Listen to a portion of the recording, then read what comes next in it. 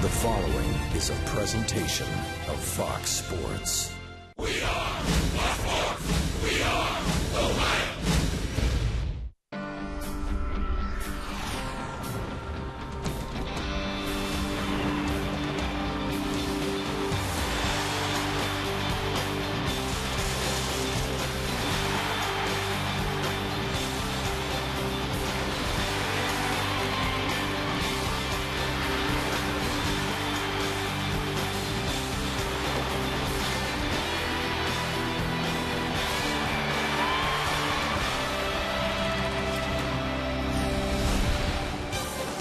Live from Great American Ballpark in Cincinnati, Fox Sports Ohio presents Cincinnati Reds baseball. Trying to come up with a W, the Reds will host the Colorado Rockies in Game 2 of this four-game set. The Reds, after a long night last night, one of the bright spots was number 4, Brandon Phillips' home run, a pinch hit shot. Phillips is back in the lineup, and the Reds hope to put some business on the board on this night. Hi, hello, and welcome to Cincinnati, everyone. I've gone to the dark side. I'm not Orville Redenbacher, but I'm joining Bowtie Tuesdays. George Grant along with Chris Welch. I told you we'd eventually get a sponsor, Giorgio's Barber Shop. Now, George, we got this main sponsor right here, Bowtie Tuesday. George, took a long time, but you finally bought into it. Way to come on. I tell you, one guy who bought into it last night was Brandon Phillips. Tonight he'll play in his 1,000th Major League game. Last night, one big swing, Chris. All he did was come off the bench and see one pitch, and that was it. He points into Dusty Baker and says, "Yep, Skip, if you wanted the game tied up, I can take care of that for you." That was a solo shot that did knock the game up. Brandon Phillips, of course, out with a couple of days due to a sprained ankle that he sustained in a collision with Drew Stubbs in Chicago, but he's back in the lineup and swinging the bat well right now. And more than anybody else, Brandon Phillips has been a bellwether of this team. When he plays well, this team plays well. He's back in the lineup tonight. He's hopeful of getting things rolling for the Reds. On the mound will be Dontrell Willis. Willis can pitch. He can hit, too. It's a double threat to the mound for the Reds, trying to get a win against the Rockies.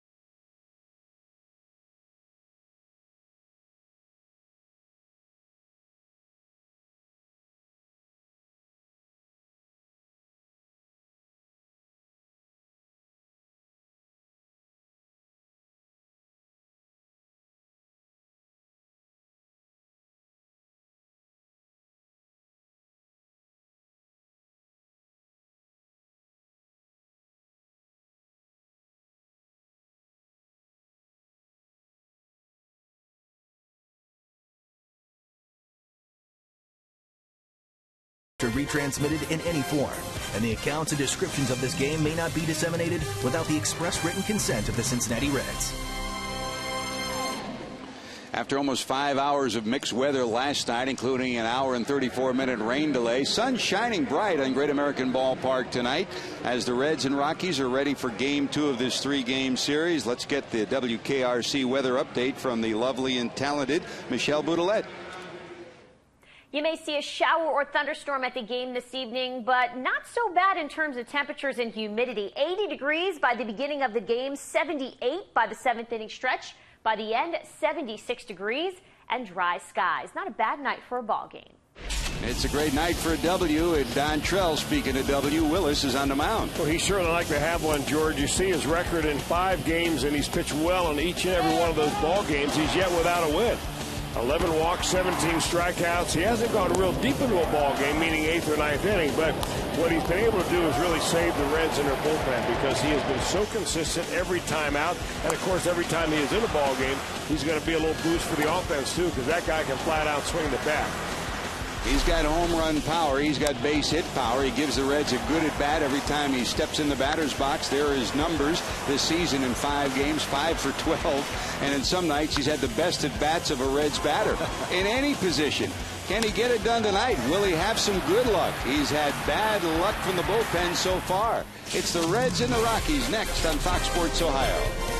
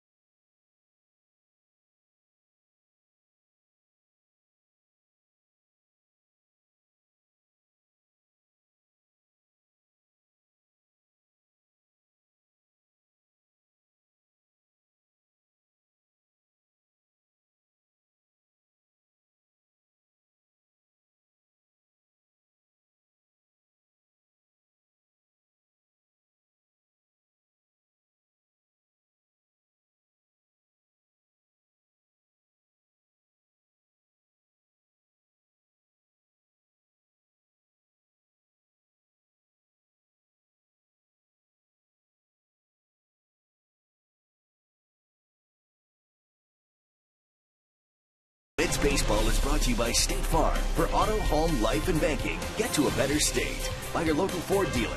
Ford, drive one. By the Regional Tourism Network. Book your trip at CincinnatiUSA.com. And by Skyline Chili. Whenever you're feeling good and hungry, it's Skyline time. It's baseball time by the banks of the Ohio River. Marv Foley coming in from the bullpen with tonight's starter for the Colorado Rockies, Esmil Rogers, as he walks behind home plate. Dontrell Willis ready to go to bat against his Rockies batting order. EY, Eric Young Jr. will lead it off. He's in left, the switch hitter. Back-to-back switch hitters. Dexter Fowler will bat second. Carlos Gonzalez had a big home run last night. He's in right. Troy Tulowitzki, who's been red hot the month of August, behind him in the number 4 spot. Todd Helton had maybe the most key at bat last night of any Rocky, back in at over 300. He's behind him. Ty Wigginton, Mark Ellis, Chris Iannetta, and Rogers. That's 1 through 9, and here is Dontrell. Well, Dontrell Willis makes start number 6, and he is right now 71 and 64 lifetime. And he hopes to get his first win of the year right here tonight against the Colorado Rockies. Pitched 5 times, no wins to show for him, but a pretty good effort every time he has taken the mound. In tied at third is the Reds' third baseman Todd Frazier. Eric Young Jr., like his dad, Eric Young Sr., a guy who will drop a bunt down if you don't show him you're aware of it. He tries there to push it down the first baseline, but he fouls it off, so it's a ball and 2 strikes. He's got some speed like his dad. Looks like a mini-me, doesn't he? Yeah, he really does, George. And, you know, when you're facing a left-handed pitcher like Dontrelle Willis, pushing that ball to the right side is really the way to go. Most lefties fall off towards third base. Willis, however, very good athlete. Got some speed, 30 career stolen bases, so you want to keep him off the bags. That's what Dontrelle does. That's out number 1. Let's check your 4 defensive alignment for the men from Cincinnati. Dave Chappelle back in the lineup in left. Drew Stubbs in center, and Jay Bruce is over in right. That's the outfield alignment. Around the infield, you know, Roland's still on the disabled list, so Frazier's at third. Edgar Renteria back at short. Brandon Phillips back at second. That's good news. And Votto over at first. Ramon Hernandez will catch Dontrelle. That's your Reds' 4 defensive alignment. Defensively, the Reds currently are 5th in the league with 66 errors on the season. The Rockies outstanding defensively. They are 2nd in the league. They've committed only 63 miscues. Here's another switch hitter, Dexter Fowler. Big waving swing at that, and it's 0-2. 2 different swings. At one time, his right-handed swing and his left-handed swing were measurably different. He's modified the left-handed swing to be much more like the right-handed swing, to trying to get him to be more of a contact hitter, cut down the length of his swing, and little by little he's getting there. The average once around 220 is up to 265. Not much power, no homers, 30 knocked in. He can cover a lot of ground in center field. There's a dribbler to the right side. Don't hit it there. Hit for the opposition. Brandon rolls in, picks it up, and there's 1 away. Good to see him back in there, Chris. Well, you know, you don't really know what you have until he's not in there, and he just about gobbles up everything that Joey Votto doesn't get to on the right side. His 1,000th game tonight. 865 of those are with the Reds, 135 with the Indians. He came up in Montreal and went to Cleveland, where he was a shortstop, and you saw that shortstop arm on that play. He's one of those unique second basemen that can pick up a ball behind the second base bag and make a shortstop's throw like it's deep in the hole and right on the money with some zip on it. Here's Gonzalez, speaking of a great arm. He picked up his 9th outfield assist last night. It was a key one as he nailed Joey Votto trying to go from first to second on a fly ball in the corner to right. What an arm and what a player. He led the league in hitting last year. One of the more complete young players in the league, Chris, and you figure this kid's only going to get better.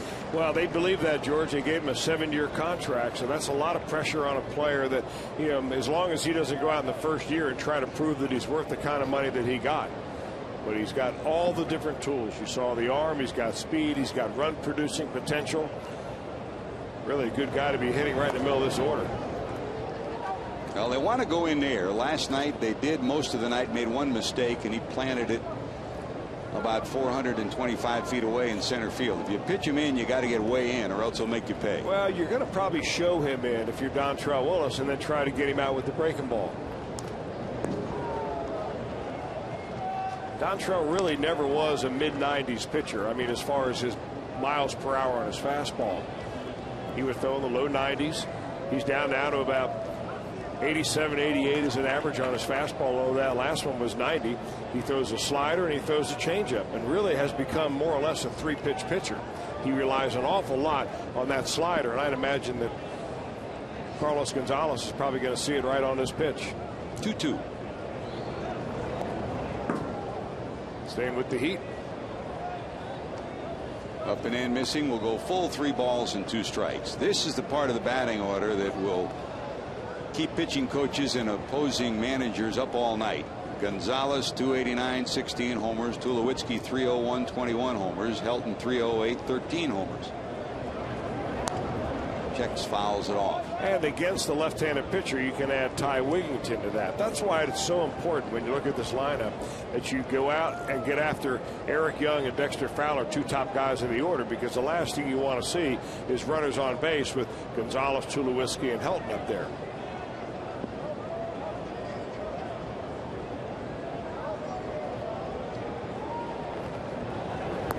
Got him. Good spot, good pitch. 1, 2, 3 in the first. That's a good sign. Chappelle will lead it off when we return.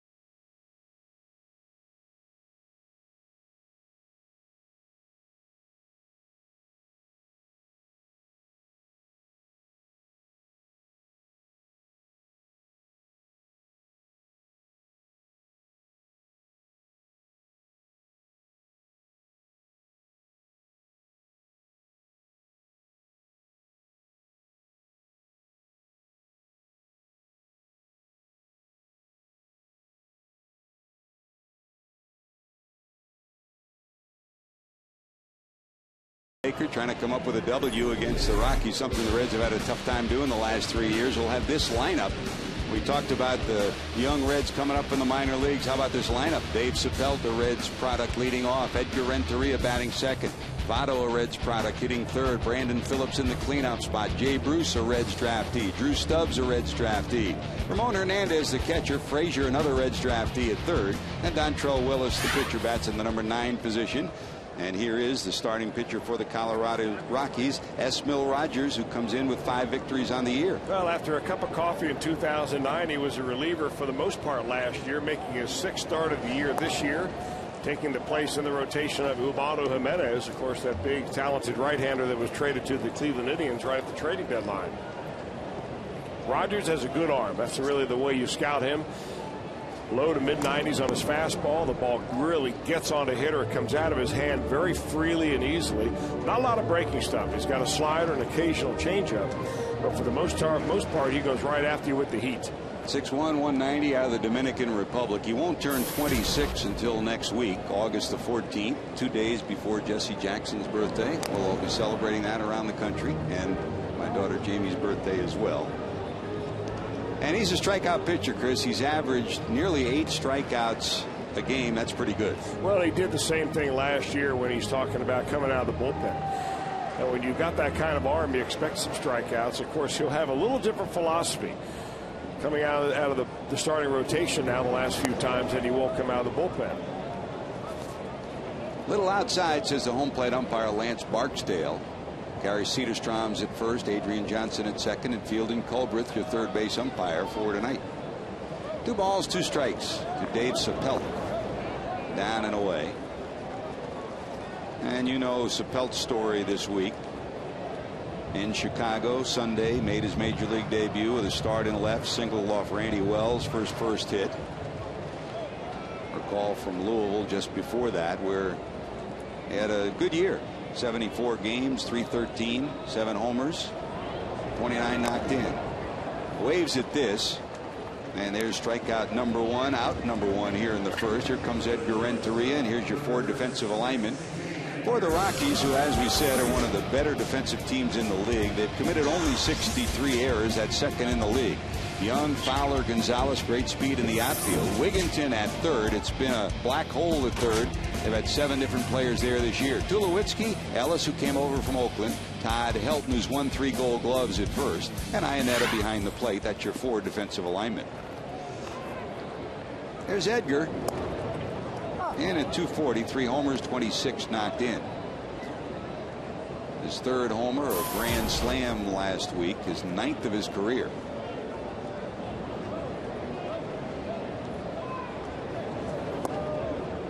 Missing inside. It's 1 ball and 1 strike. A little better since the All-Star break, hitting nearly 280. And he's come up with a couple of big hits more often than not. It's been a hallmark of his career. So many big hits. Going back to the game-winning hit for Florida in the World Series, the game-winning hit for Arizona. And for the Reds, he's had a couple of extra inning game-winning hits this year as well. He's been outstanding in extra innings.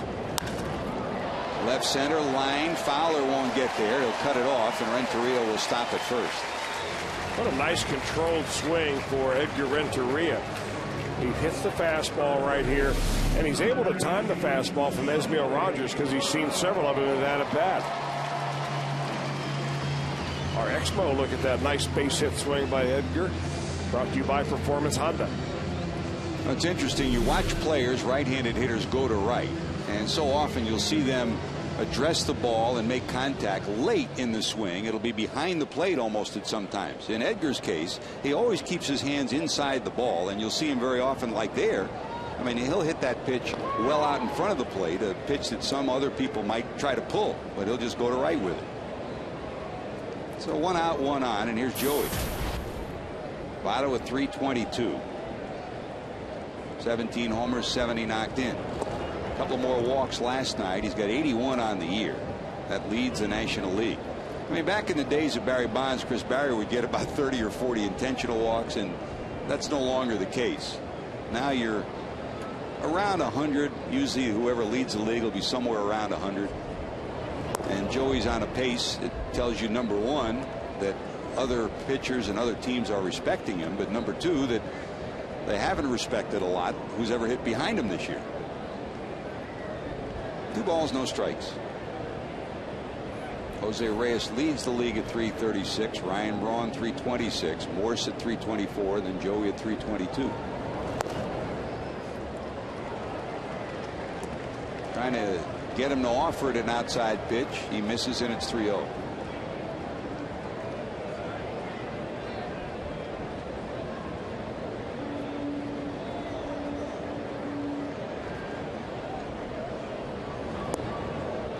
There's ball 4. So the league leader chalks up another, his 82nd walk of the season. And it wasn't even close on any of those. Well, Really number 2 in that department is Prince Fielder. He takes a lot of walks, a lot of intentional walks as well, but he is now 7 up on Fielder. And I think you're right about that, George. It's a lot to do with who's hitting behind Joey Votto, and it's been a revolving number 4 spot. He's been a number 3 spot all year long, but the number 4 spot has been a lot of different guys, and I think the fact that there has been different people back there has led the opposing pitcher to say, you know what, we're not even going to mess with this guy. We'll just get the guy coming up next. Not a bad philosophy, especially for a guy who hits .438 with runners in scoring position when you got guys out there. Here's Brandon. He's been no slouch either. 336 with runners in scoring position, and he's got one out there. Renteria at second. Overall, Brandon at 289. That home run last night, his 11th of the year, and 63 knocked in now. He trails Votto for the league lead, and Bruce. Joey at 70 for the team. 70 RBI. Bruce 67 and Phillips 63. As our statistician Joel Luckup told us before the game, his 1,000th career game, and this is his 865th as a Red.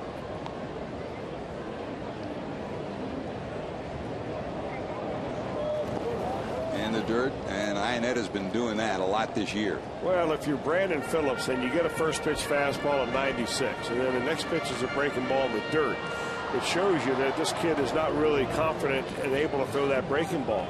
So he's got to be guessing fastball on this pitch right here coming up. Turn it up a couple of notches to get that bat head to the zone. He got one last night around the shoe tops and upper decked it to left. From the stretch, Rogers. How about that? Drop the changeup on him. Jim Tracy's always been an aggressive bench coach. He was that for Felipe Alou in Montreal back in the old days, and he's been that way as a manager. So he's trying to keep both Ellis and Tulowitzki close to keeping Renteria tight to the bag. Trying to buy a step or two to give pretty good arm, a great arm in right, a decent arm in center, and a weak arm in left, a chance to throw out a runner on a base hit.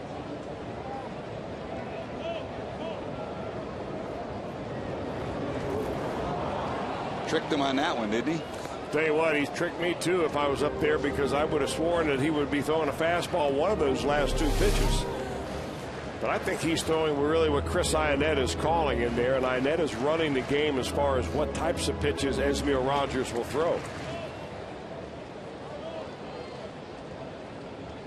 Well, you gear up for that 96 and you pull the string, you are way out in front. Even in our Exmo view, he's out in front. You know, that Exmo can look really good when you get a base hit and really bad when you swing and miss.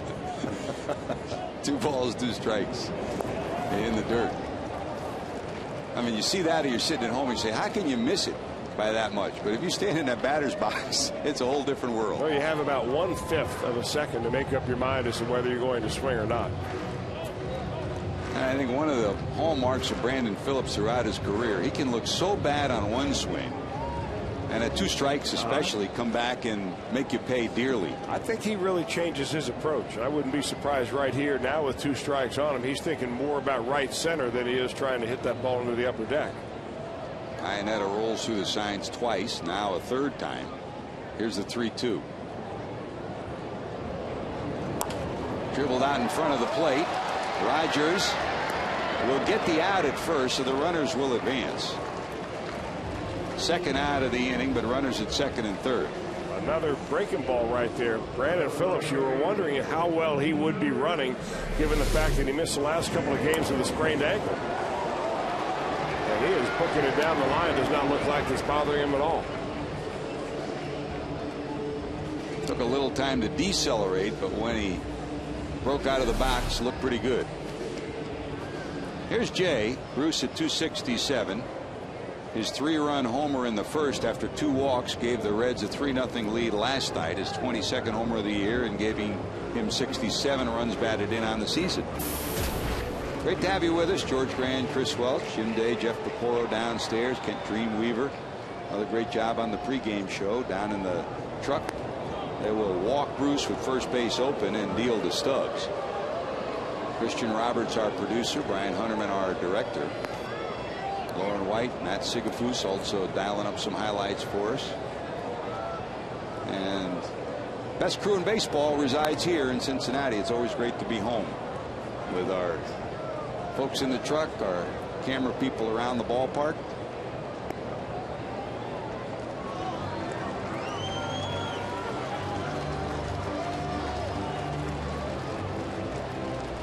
Always good to be home for those of us that sit in the booth. Always good to be home for Jim Tracy too. This is his home, Hamilton, Ohio. Mom came to the game last night, and there again she's here tonight. Brother Tom at the park as usual last night. They sat through a lot of the rain delays. Good to see Trace around.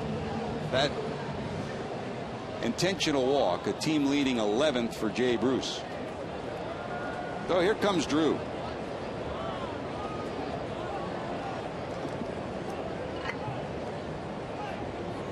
They're loaded with 2 away.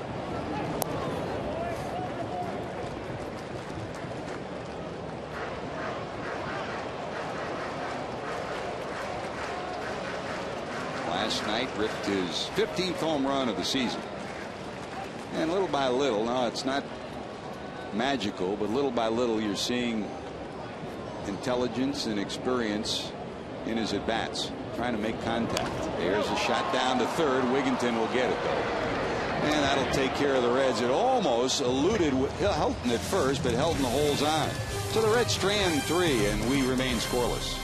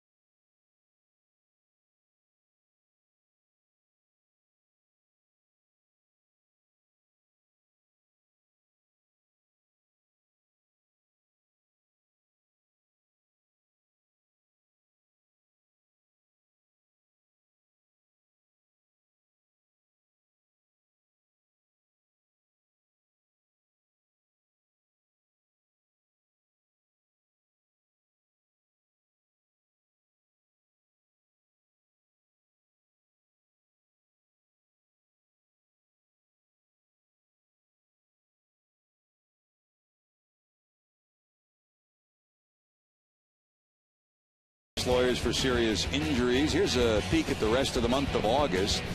We'll play Wednesday night, Thursday afternoon here against the Rockies. Padres come to town for their lone visit, then an off day on Monday. And then the Reds are on the road at Washington and back to Pittsburgh.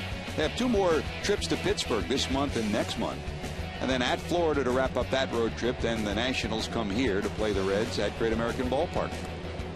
Your Elk and Elk storylines brought to you by Elk and Elk, serious lawyers for serious injuries. 1-800-ELK, Ohio. Nationals just played the Rockies out in Colorado. We'll get a chance to see Davey Johnson and Pat Corrales back as his bench coach too after Jim Riggleman's exit there. Be good to see Davey. It will be. And Ray Knight. Ray doing the pregame and postgame shows as usual. Tulowitzki at 301. Number 1 in the league with those 31 doubles. He had another one yesterday. 21 homers, 78 knocked in. You talked about the lengthy contract that Carlos Gonzalez got. So did he. Tulowitzki and Gonzalez each given long-term deals, and a lot of folks believe that that was one of the reasons that Ubaldo Jimenez started to grumble a bit, because he always regarded himself as one of the big 3, and the team promoted it that way. Jim Tracy had to deal with an unhappy Ubaldo Jimenez, and in the end Dan O'Dowd traded him to the Cleveland Indians for a handful of fine prospects. That's a swing fouled off and head onto by Hernandez. So Tulowitzki strikes out. Here's out number 1 of the second. A lot more fastball so far in this ball game for Dontrelle Willis than what we have seen lately. When he first came up and threw his first 3 ball games, he threw a lot of breaking balls. In fact, more than 50% off speed stuff. But now in this ball game, he struck out Carlos Gonzalez on a fastball. He just struck out Tulowitzki on a fastball. And he's throwing it pretty good tonight. Saw him talk to Wigginton, who was right behind him there, saying that the ball kind of took off a little on the outer part of the plate, swung just under it. Here's Helton at 308, 13 homers, 60 knocked in. Todd's over 2,000 hits. Will he get to 3,000? Unlikely. Asked him before the game today. He said, you know, at one point I thought I might, but he'll probably fall a little shy of that. But no, however you add it up, hits, doubles, runs batted in, homers, he has been the face of this franchise for so many years, and the kind of face you can smile at, because he's held himself well in the clubhouse, well in the community, and continues to lead on the field and off. Now, he's a lifetime .323 hitter. And when you start talking about being around for what, 15 or 16 years, that's an awfully tough thing to do year after year after year, even playing in Colorado. He'll turn 38 on August the 20th, so he figures to get another year or 2. Swing and a miss, and that is now 4 strikeouts for Dontrelle. How about the D train getting it going here? This time he does drop a curveball on Todd Helton. Has Helton way out in front, but keeps that curveball down. Boy, you can just see the confidence in Dontrelle Willis tonight. We're coming right after the Rocky hitters. You've talked about it for years, Chris, and it's not as dramatic now, but once you get to the middle of August or so, it's not as difficult. But that sun that bounces off the batter's eye in center, still difficult the first couple of innings for hitters. It's a 1-2-3 for Dontrelle. When we return, Willis will be up 3rd.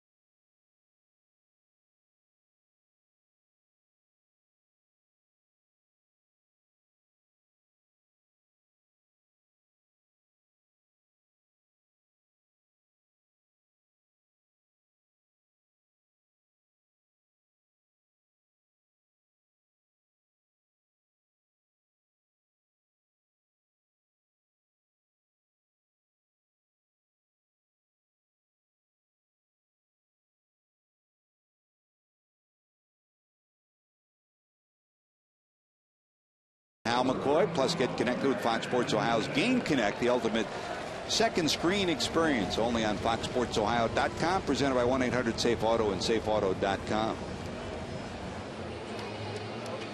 Al's there, ready to talk baseball with you, and we're blessed in the ballpark tonight. Tracy Ringlesby, another winner of the Ford Frick Award and the J.T. Taylor Spink Award as writing excellence and broadcasting excellence. Of course, our own Marty Brenneman won the Ford Frick Award, and Jim Tracy knows full well what it means in this community to be honored as Al McCoy has, winning the Spink Award. And the same thing with Tracy Ringlesby, longtime writer for papers in the Denver area. The Rocky Mountain News was his home base for so many years. When the Rocky Mountain News folded up, he's been doing work with the broadcast crew in Denver, and it's great to have him in town. Here's Ramon, still around 300 at 294, 11 homers and 29 knocked in.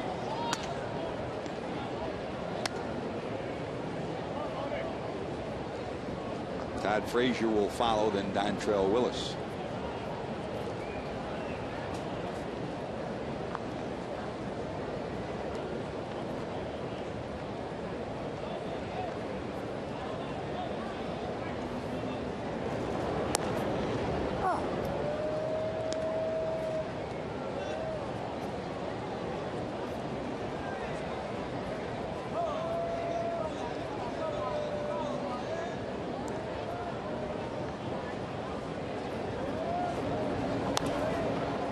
Slapped the other way and out of play.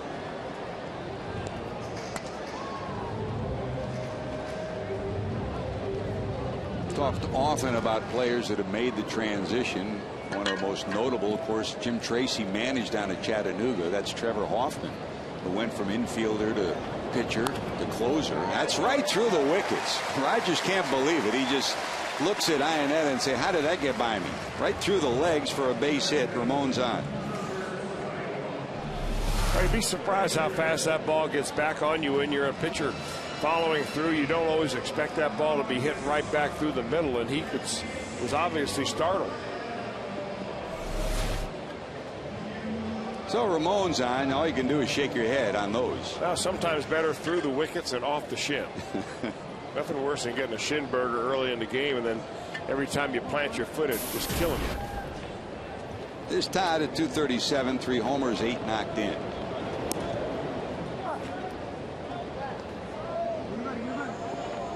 Frazier steps out, checks Mark Berry down in the third base coach's box for the signs. As usual, Billy Hatcher's down at first. Joey Votto has shaved his beard. Todd's still working on his.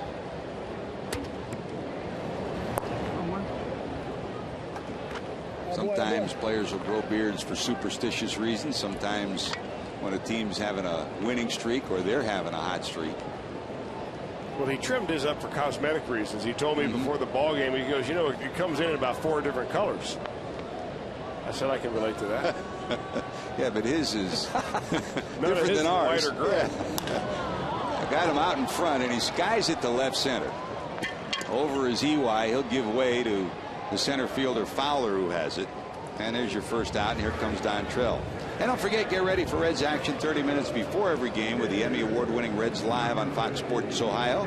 Tune in to see in-depth features, interviews, and the popular Tech Talk series with Senior Welch. That's Reds Live, presented by Ray St. Clair Roofing.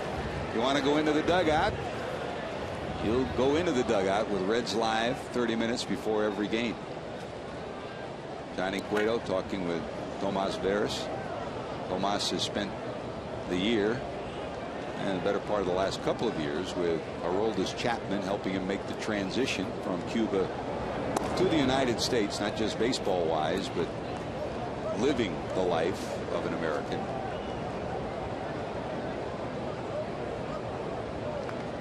.106, the tattoo he's got on his arm. What would you put on your arm if you had that tattoo? SOS. Or 74. Rip fair into the corner. Hernandez, not much speed, will round second, going to third. Barry wants to send him. He's going to send him. He comes around third. The throw's going to be all the way to third. Dontrell has a triple and a run batted in. Ramon Hernandez didn't believe it. He was getting waved on, and he just about ran out of gas by the time he got home. Dontrell was still steaming as it kicked around past Gonzalez. Dontrell rolls in with a 3-base hit. Now, one of the most exciting moments of the spring training was Dontrell Willis hitting a triple to almost the same spot, but that one was in Goodyear. This one is real baseball in major leagues, right past Todd Helton. I mean, this is the hardest hit ball of the ball game by far, and Dontrell, the feet train, is just rolling right around the bases. That's an athlete, not just a pitcher, huh? Oh, you're not kidding about that. Dontrell Willis, safe and secure on a big hit, New York Life.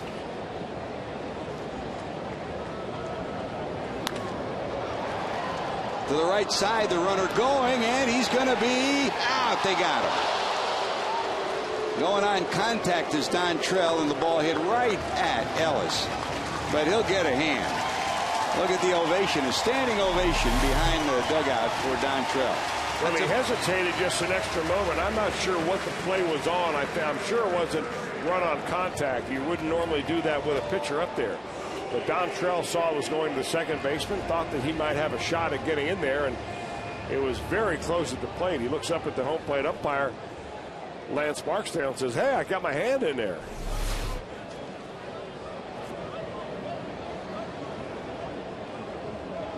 That's one of those we won't know till after the game when we talk to Mark Berry if he is going on contact. Well, I doubt very seriously with a pitcher at third base, even Dontrell Willis. I mean, you can run yourself into an injury if you have a problem at the plate and a collision type of a tag. As it was, I'm sure that a lot of people watched Dontrell Willis go head first into home, reaching the plate with his pitching hand. With his left hand, Ouch. But he's, he doesn't think about that. He's a ball player. He's not worried about getting hurt. He's worried about winning a ball game. And that's a refreshing thing to see.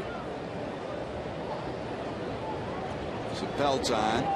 Renteria takes it down and away for a ball. So for Dontrell, his 6th career triple produces a run. He spent most of the last couple of years in the American League. The last time he had a triple in regulation play other than spring training was with the Marlins back in 2007.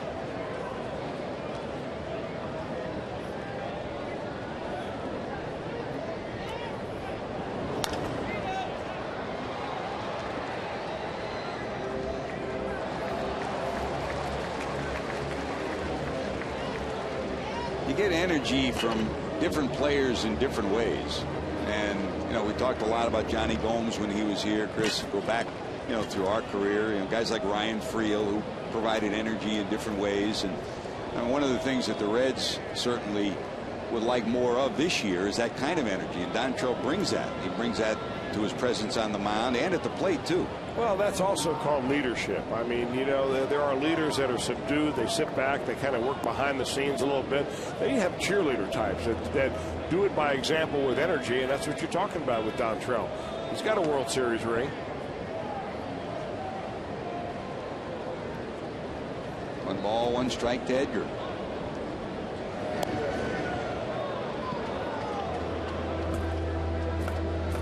Last move to first came awful close to being a balk. In fact, there was some barking from the Reds dugout on Rogers' move, and he backed it up with the second one that was more conventional in his delivery to first.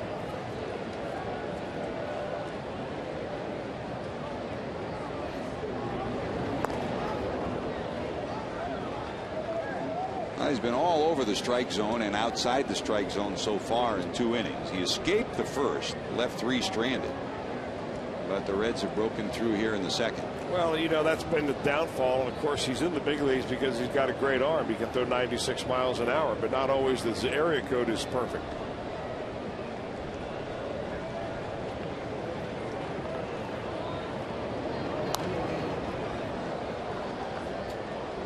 I'm actually impressed with him throwing as many breaking balls and off-speed pitches as he has tonight. The scouting report on Esmil Rogers was that he's pretty much going to come after you with a lot of fastballs. This Reds ball club, like a lot, very good fastball hitting club. That's what Edgar Renteria hit his first time up. If you watch the sign sequence from Iannetta, most of his breaking balls have come on the second or third roll through the signs. That last time it came, he showed fastball first, they shook him off, and then they went to the breaking ball. So give him credit, it was his decision on the last one. There has not been an attempted stolen base on Rogers so far this year.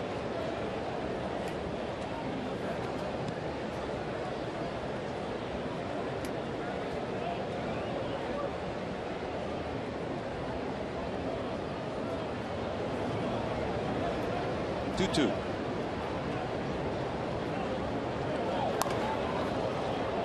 Take that.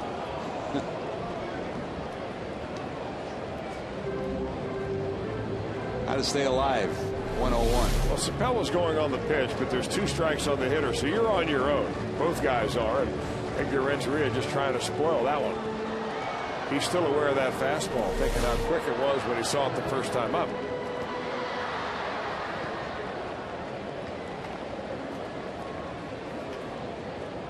Cat holds at 2-2. Sapelt off first.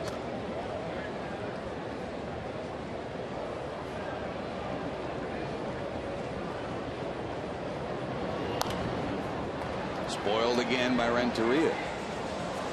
Around the batting cage today, both Brooke Jacoby, the Reds hitting instructor, and Carney Lansford, the hitting instructor for the Colorado Rockies, commenting on one of the key at bats last night was the 9-pitch at bat for Todd Helton that prolonged the inning and set the stage for one of the big swings of the night. That was the base hit in the third, then the homer by Seth Smith. There goes the runner. It's fouled off Renteria's foot. Both of them acknowledging, if you're Renteria, if you're Helton, and you can prolong an at bat like that, you just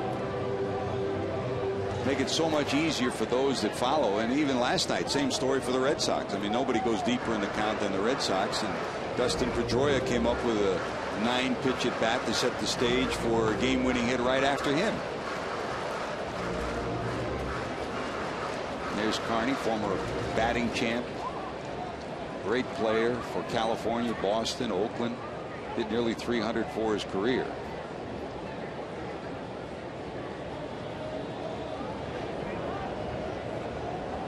Runner not going this time. That's a soft liner. It's a base hit to right. Sapel will be held. You don't run against a guy who's got 9 outfield assists already. Picked up number 9 last night. And Mark Berry runs out behind the bag to hold up Sapel. Didn't want him to take any chances with Gonzalez and right. Well, there's 2 reasons why. Number 1, of course, is as you said, George. The other, I'm going to combine them. You don't want to make the third out of third and thereby leave Joey Votto in the on-deck circle. Anytime you can bring Votto up with runners in scoring position, that's exactly what you want to do.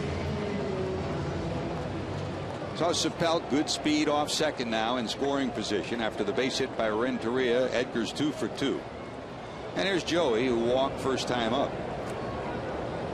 In the first, Renteria single, Votto walked. Bruce was intentionally walked, but Stubbs grounded out to leave the bases loaded. Joey rolls this one to Ellis. Backhand throw. They'll get him at second. Dontrell gets the Reds on the board, though. His triple, 7th of his career. Plates Hernandez, and the Reds lead at 1-0.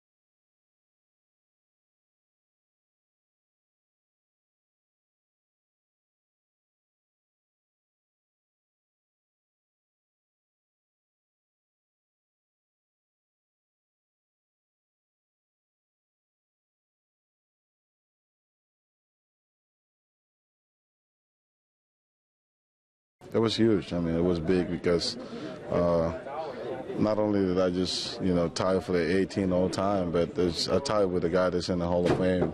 I mean, this, like I said before, this is an honor to me. I mean, and it showed me that I've been doing my job, through my career. And, I mean, it's just amazing. Coco Cordero with 193 National League saves and 310 for his career. That ties the Goose Gossage, 310. And another 117 for Coco in the American League. Renteria, the backhand, bullet across the infield. And Ellis is retired and 1 away.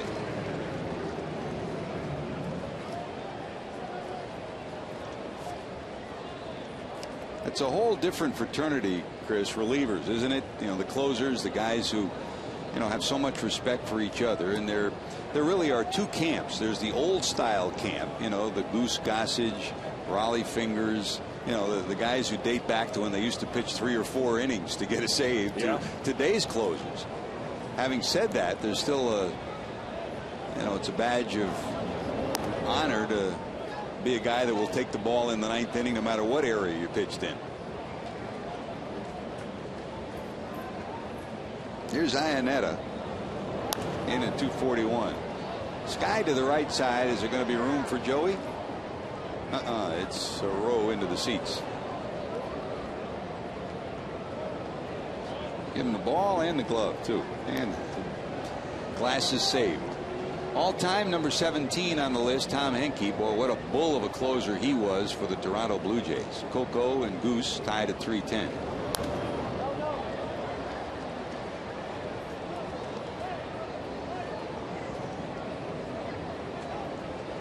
Henke was one of those guys, Chris, who was so unassuming the way he went about his job. But boy, was he a monster coming out of the pen. Yeah, you really the bespectacled Henke, right? Yep. Yeah, you just really didn't think that he was going to blow you away. All of a sudden, you're 3 outs. And boy, Dontrell Willis is doing the same thing right here. He is feathering in that breaking ball at will, throwing his fastball harder tonight than he has in any of his previous starts. Just about a month ago, he had 5 strikeouts against the Buccos, and that's number 5 tonight. Hang him up.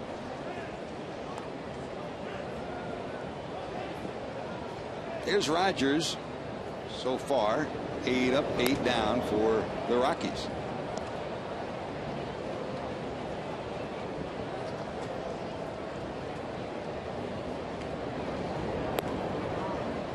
Now, there was a time when 300 saves was really the marker for being Hall of Fame eligible, and no longer is that the case. Goose is in the Hall of Fame, but now you're talking about the 600 mark. Trevor Hoffman passed there. Coming up on it is Mariano Rivera, and there's no doubt the two of them are heading to the Hall of Fame. But there are a lot of other guys. I think Lee Smith is one who has not gotten the recognition that a lot of those who played against him feel he should have gotten. Nothing like Big Lee walking in at Wrigley with this before they had lights, with the sun coming down late in the afternoon. Huh? When they make the call to the bullpen, it was light. By the time he got to the mound, it was dark. You talk about a slow walk. Oh man. Swing and a miss. That's strikeout number 6 in 3 innings for Dontrell. So far he's doing it all. 6 strikeouts and a run scoring hit.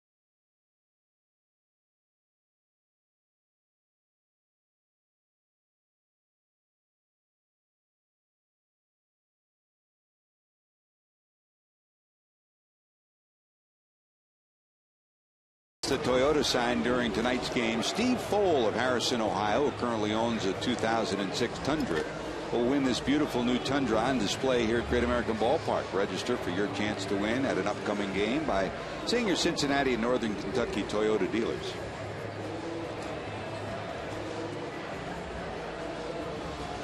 Dontrell Willis, a run-scoring triple, has given the Reds a 1-0 lead. A guy who started off as an infielder in the Reds organization, Trevor Hoffman, at 601 saves. Mariano Rivera should get number 600 this year. And there's Lee. Big Lee Smith at 478. Johnny Franco over 400. Same thing for Billy Wagner. You're feeling, Chris, on the bottom three, and Phillips is going to get plunked. So Brandon, who bounced out first time up, a leadoff batter on here in the third. Did he just warn the benches? He pointed to both, and what is that all about? Iannetta will argue, and Jim Tracy will come out and argue too. I mean, is there some bad blood between these two teams that no one knows about? Does he think this is the Reds and the Cardinals?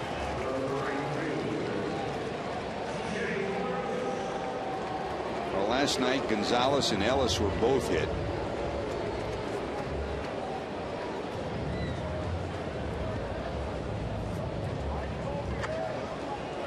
You know, until the ball game looks like it's beginning to get out of hand, why would you even warn and make a warning like that? Let's take another look.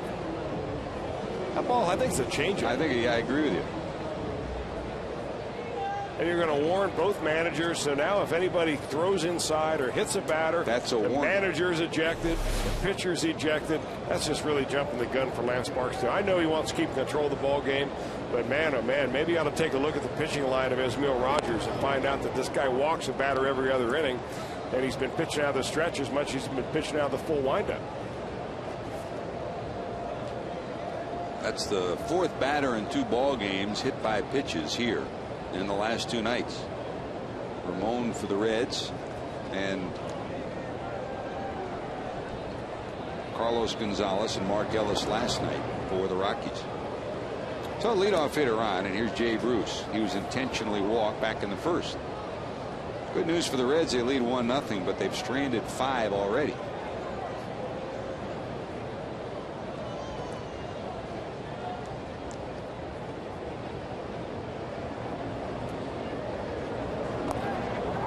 That'll kick away. Did he foul it off? Yes, he did. So going back to first will be Brandon.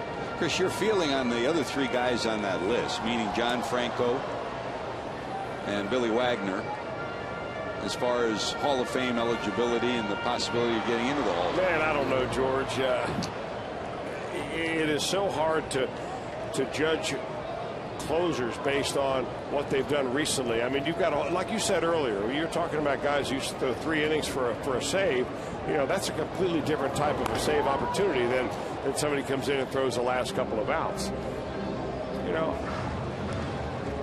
I don't know. What do you think? I think Lee Smith belongs in the Hall of Fame. I agree with that. I think Lee Smith does. And I think Franco and Billy Wagner right there on the cusp, and they're in the debate. Yeah. But I think Smith, yes, definitely. No balls, 2 strikes to Bruce.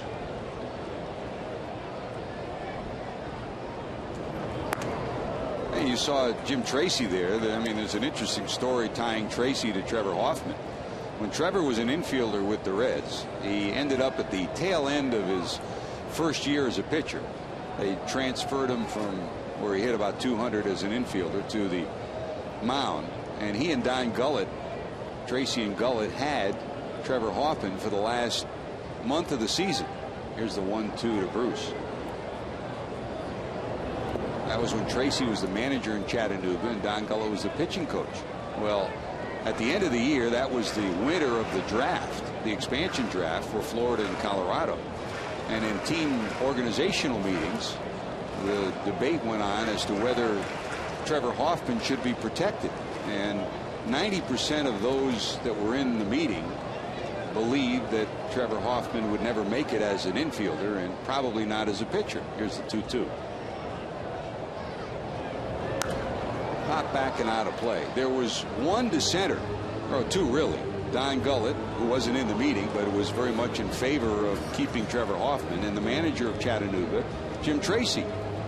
And Tracy got up and gave his evaluation, saying this young man could be a pretty special pitcher. We don't know yet. We should keep him and try to find out. He was berated at that time by the then general manager. Well, who's that? Not old leather pants. Swing and a miss. Bruce is retired. That's a strikeout and one away here in the third. The end result, who has the last laugh? Jim Tracy and Trevor Hoffman. Well, you probably have a better laugh, though.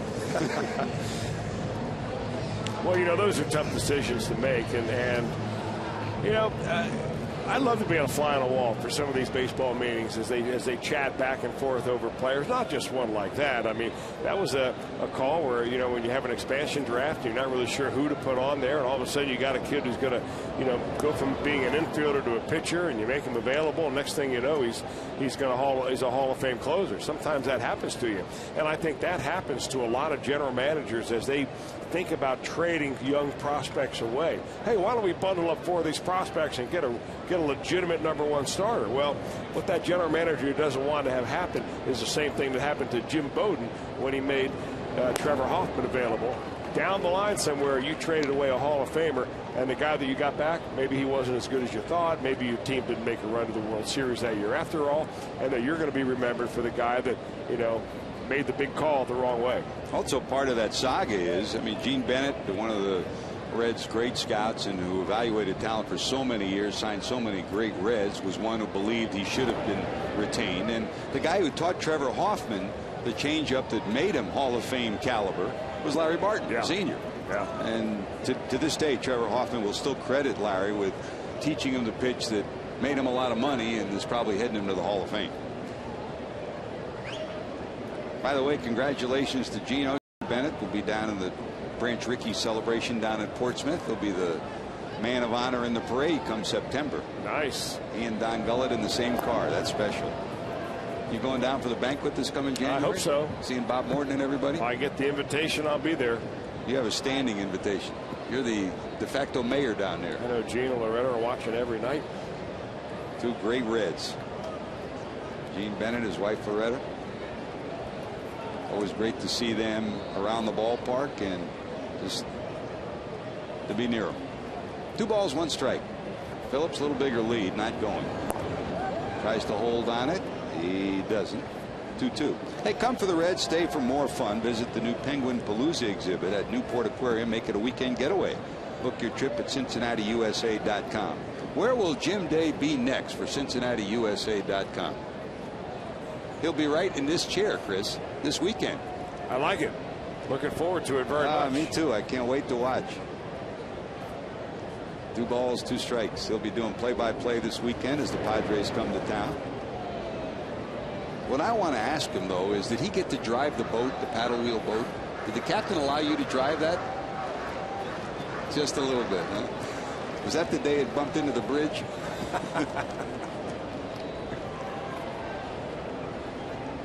And that Cleopatra exhibit was pretty nice, huh? 2 balls, 2 strikes. Phillips not going. That's down low, and we'll go full 3-2. They'll probably get an idea of how good Brandon Phillips feel right here. With 1 out, will he be running 3-2? The danger is you've got the league leader in strikeouts at the plate.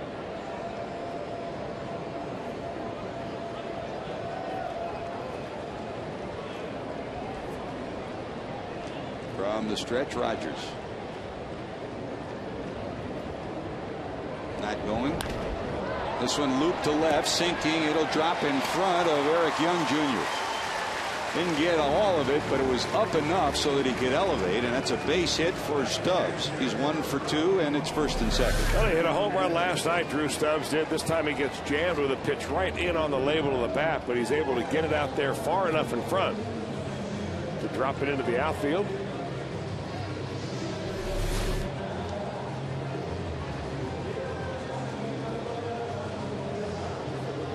So first and second for the Reds with one out, and here comes Ramon. He singled to center first time up.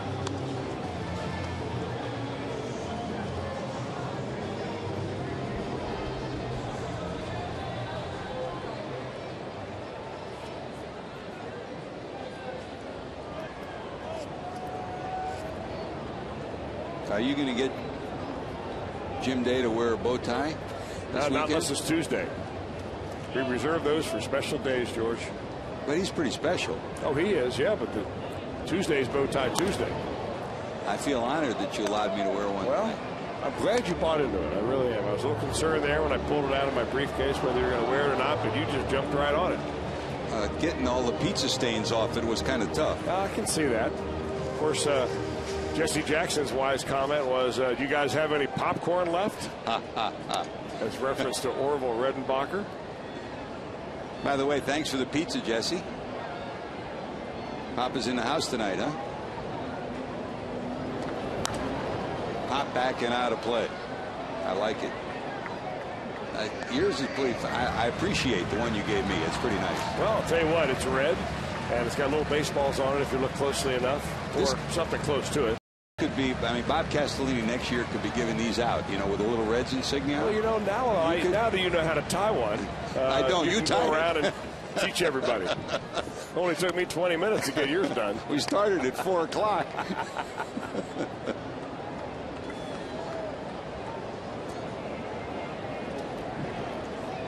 No ball, 2 strikes to Ramon, trying to keep the rally alive here in the third.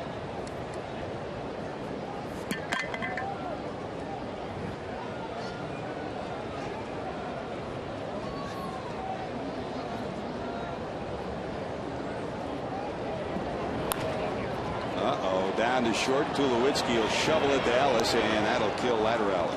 So a hit batter and a base hit, nothing to show for it. The Reds strand another. That's Daddy tying his son's tie.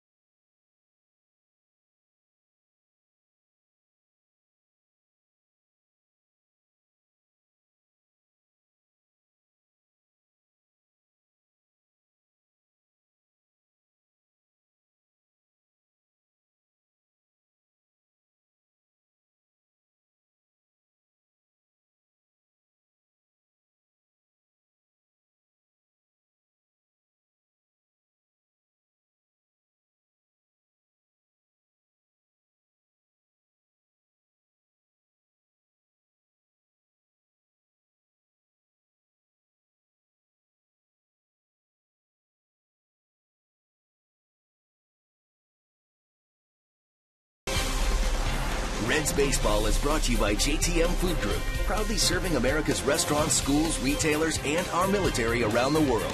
JTM Food Group. By your Cincinnati and Northern Kentucky Toyota dealers. For a dealer near you, visit buyatoyota.com. And by Geico. 15 minutes could save you 15% or more on car insurance. Visit us at geico.com or call 1-800-947-AUTO. Pretty picture, huh? And a pretty night here at Great American Ballpark. Dontrell Willis has been pretty good on the mound as well. Willis 9 up, 9 down through 3, including 6 strikeouts. 2 in the first, 2 in the second, 2 in the third. And second time around the order, he'll face Eric Young Jr., the switch hitting left fielder.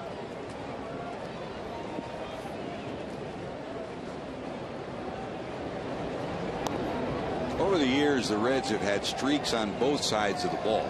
I mean, there was, the great success against the Milwaukee Brewers over a 3-year period. There was the rough trips to Arizona. And And one of the roughest schemes they've had of late has been against the Colorado Rockies. Since 2007, the Rockies are 22-5 against the Reds. So the Reds are trying to turn things around here. That's out number one. Young bounces out. And here comes Dexter Fowler. Time for our AT&T trivia question.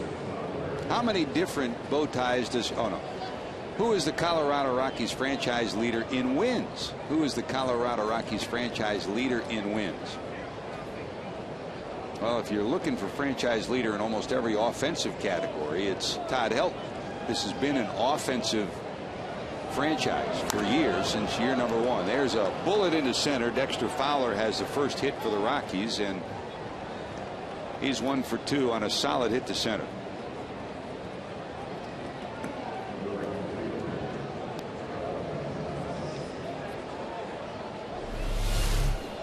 Good, nice swing by Dexter Fowler. Just stays right on it. You can see with his swing, you think a tall guy like Fowler, he's listed as 6'4". I think he's taller than that, but he really has toned down his swing already, George.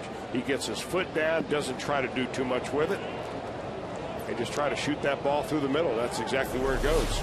It's been a battle for Carney Lansford, who had Fowler in the minor leagues. Lansford came up much like Brooke Jacoby, who had a lot of the Reds in the minor leagues before coming back to Cincinnati. He had Dexter in the minor leagues, and it's just been this year that he's reworked his swing from the left side, and it all chimes in with what you just said. Getting the foot down early. He was so often so late in getting the foot down that he'd be behind on everything. Combine that with a long swing, and it's a prescription for disaster. He shortened his swing, gets the foot down a little earlier, and there's your line drive to center. Here's Gonzalez, who struck out first time up. Another look. Well, the key, of course, is getting the foot down, and even if you get your foot down too early, you can still keep your hands back. That time it's about perfect timing for Fowler. Good, strong front side there on his leg. Takes it through the middle. Willis to the stretch, runner not going. Big swing and a strike. It's 1-1. You know, the first time up, Dontrell Willis was throwing almost nothing but fastballs to Carlos Gonzalez. And now in this at bat with a runner on, he's breaking out that breaking ball a little bit. And it just goes to show you the experience of a pitcher like Willis, who's been around a long time, either in the minor leagues or the major leagues, as a starting pitcher. And you set guys up. Edgar, off balance throw. They'll get one, and that's all they'll get. They wouldn't have had Gonzalez at first anyways. The ball popped out of the hand of Brandon Phillips, but was after the play had been made. Another look. Good adjustment there by Gonzalez, thinking about going the other way, knowing that all of his pitches from Willis are going to be moving away from him, and you get that lead runner. That's what you do.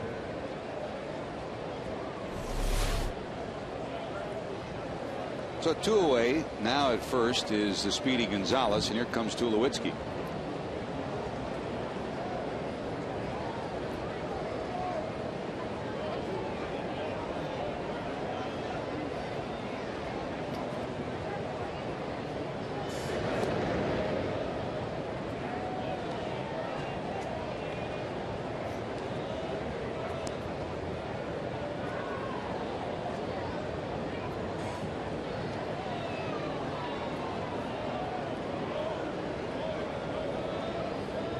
Willis to the stretch, short lead, going nowhere, and it's a swing and a miss. Last night, Tulowitzki had 2 hits, a single and a double. Also reached on a walk in 5 plate appearances. You know, the way Willis pitched Gonzalez, the same way he did Tulowitzki first time up, threw him a lot of fastballs. My point is that you, as a starting pitcher, you set guys up the first time up, and you pitch them a little differently the second. A rocket to left. Sinking, it will clear the wall and be gone. Troy Tulowitzki punishes his 22nd homer of the season, a 2-run bullet, and the Rockies have taken a 2-1 lead. The only question was, would it stay high enough? A humpback liner that kept curving down, and it only made it into the second row with plenty of zip. Tell you what, when he gets his arms extended, and he watch how his swing starts at his feet. I mean, he really gets some action at his strength from using that lower part of his body. and just waylays a changeup on a line drive right on out of here. The only chance you had is if it wasn't going to be high enough to stay in. Very much like the home run he hit last night, which was a bomb.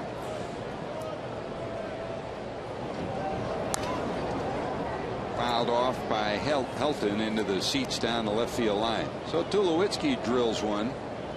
Continues his great month of August. Throughout his career, he's been much better in the second half than the first half, and he and Helton the last 3 years have carried this club in the second half. Helton, there's nobody in baseball that's had a better average during the month of August than number 17. 3 hits last night, 0 for 1 tonight.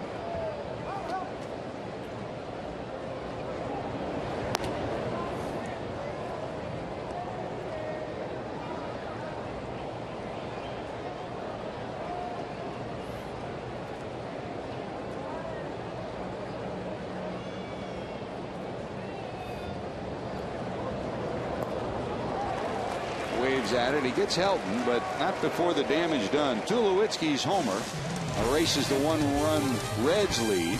Colorado leads it 2-1.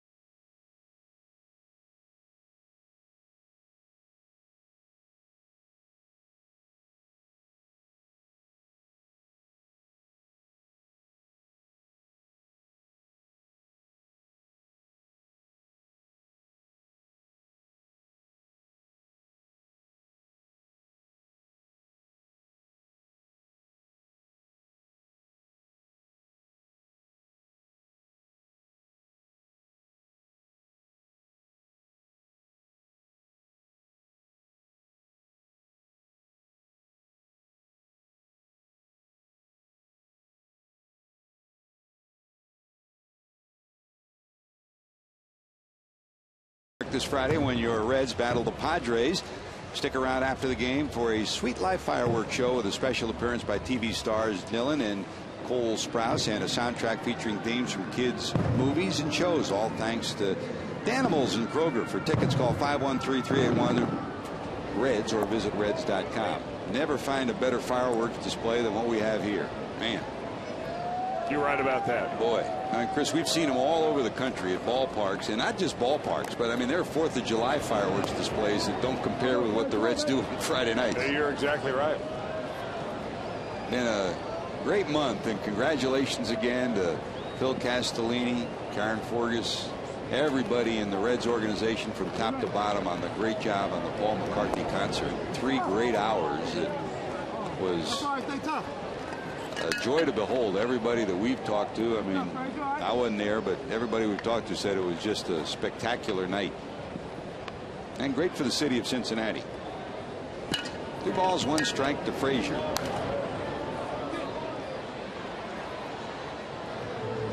He ended the month of July with his first career home run off Barry Zito. And here in the month of August, he's in at 237. Shortstop all his life. Came to professional baseball, and boy, they played him everywhere. That'll kick away. Frazier hustling down to first. They won't have a play, and he hustles his way to first. Never quit on it. Todd Frazier upset with himself at swinging at a pitch in the dirt, but he still gets on. This pitch was so wild and so far out of the strike zone. I think it was a splitter or a changeup by Rogers. The ball kind of hit and kicked off of Iannetta. So the Reds reach a base runner. One run down. You don't care how you get a runner on there. Chris, we talked last night about those 2 strikeouts, and you said, you know, sometimes a pitch looks so big you'll swing through it and miss it. And Frazier did that twice last night. And he said, you know, last night was one of those nights where my timing was off from batting practice on. I saw the ball as big as a grapefruit, but I just couldn't get the bat to it. It happens. Now here's Dontrelle, who tripled last time up. He showed bunt, and he's a very adept bunter, but do you take the bat out of his hands when he hits as well as he does? 1 ball to Willis. Mark Berry has flashed his signs. Frazier inches off the bag down at first.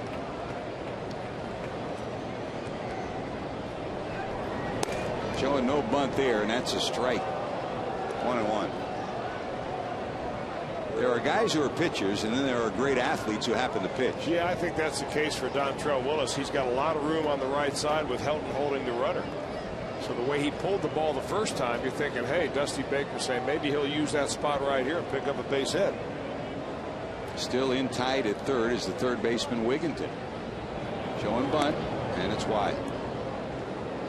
You know, by alternating your sign, bunt on, bunt off, bunt on again, it gets the defense, you know, having to play the bunt every time. So they're beginning to inch in a little bit on every pitch. Now, if he takes the bunt off, you got Wigginton coming in, you got the second baseman moving a little bit, you got a chance to punch that ball through a hole. Anytime you get the defense moving, you're ahead of the game. 2-1. They'll chase Frazier back down at first.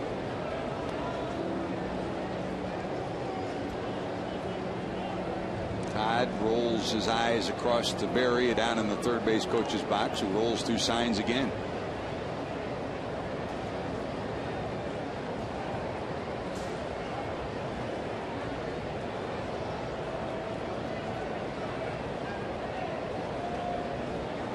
He's going. This one popped up to the left side. Tulowitzki, will he get there? Boy, he covers a lot of ground. He was going to the bag, but still retreated enough to get there, and they'll get the out. So Willis pops out. Kind of an odd pitch right there. It's a changeup. And he gets Dontrelle out ahead of it. Maybe they were thinking there would be a hit and run, and they got exactly what they wanted, which was a pop-up.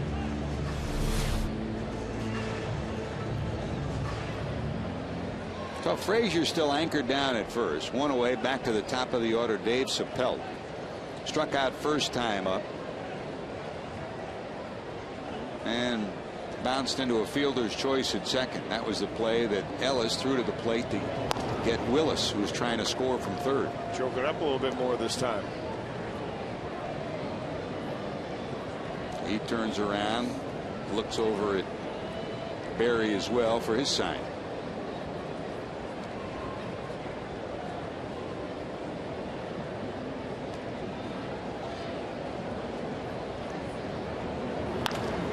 Hit hard past Ellis.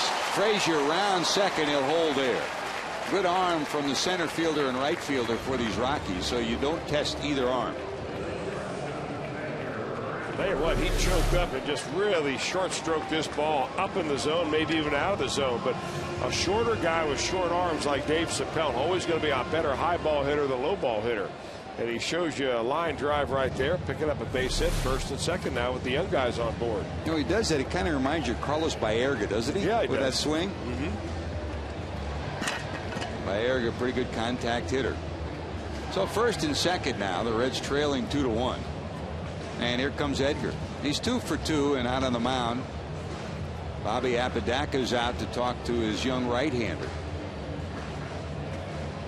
Remember, you got Votto up next, so that's probably the center point of this discussion.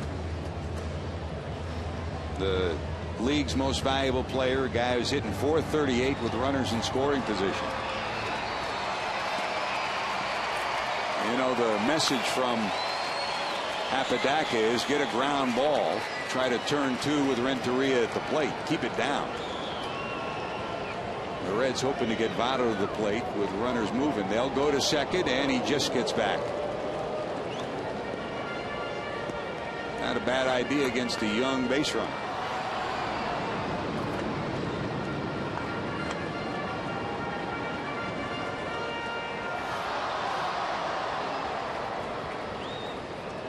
Frazier, decent speed off second. Dave Sapelt off first. They're playing behind him. Helton about 6 steps behind him, behind the bag at first.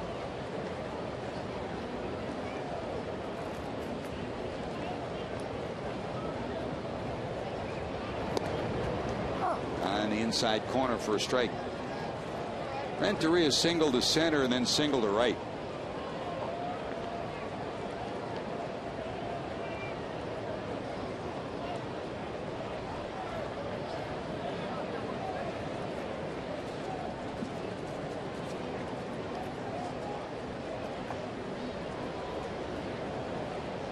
Rogers already about to deliver a 76 pitch here in the 4th inning.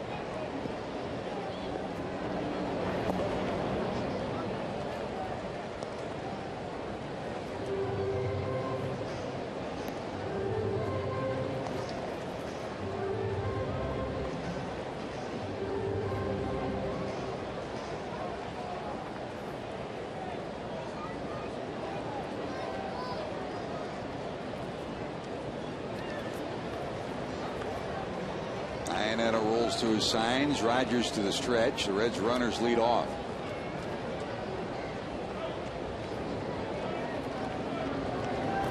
In the dirt. Another good block by Iannetta. Well, the Reds last night had opportunity after opportunity, didn't score, and there were 3 occasions last night and already 2 today with runners in scoring position, and Iannetta has either dug balls out of the dirt or played NHL goalie and prevented runners to advance or even score. 2-1.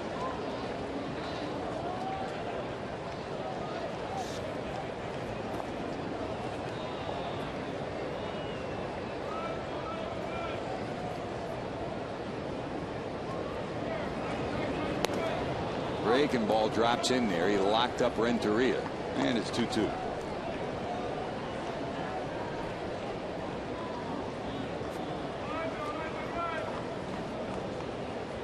Had a great series yesterday with Mark Berry on your Tech Talk series on signs, and the signs from the third base coach are important, and the signs from a catcher to his pitcher with runners on second equally important to be together on. That's a shot off the glove. Sapelt stopped because he didn't had to worry about it. They're going to send the runner from third. He's going to score. Frazier had his pocket picked, but they couldn't get the ball to home plate. And the Reds will get the benefit of that and get a run out of it. Well, he was dead to rights, but he hustled to the plate. Frazier will score in a play that looked like a fire drill. Take a look. Watch Sapelt here. He has to stop because he thinks they're going to catch it.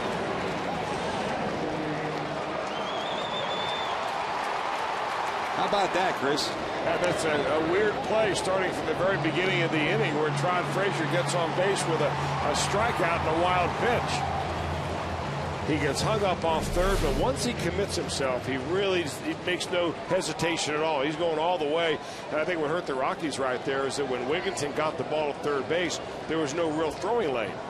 So he was going to hit Frazier in the back with the throw, so he had to take a step inside and then throw the ball. By that time, it was too late. So the Rockies get an out, but the Reds get a run to tie it at 2. How you scoring that one, George? It's 1 to 6 to 5 to 2. I got you. The Reds wind up getting a run out of it. And the key was Frazier never broke stride. He stopped momentarily and then just kept running. I mean, he's a dead duck, but he figures, let me give it a shot anyways. And you can't blame Sapelt because he had to hold thinking the ball was going to be caught in the air. So they get the force at second.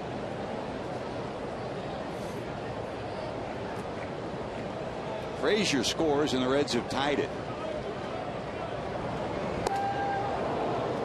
Votto lets it all out with that one, and it's 1-2. I'll tell you what is worthwhile doing if you can come down early and watch the Reds take batting practice and watch Joey Votto in his second or third round in the cage.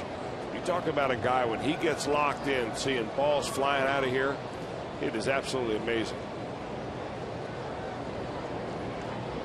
1-2, short lead for Renteria. Swing and a miss. He got him.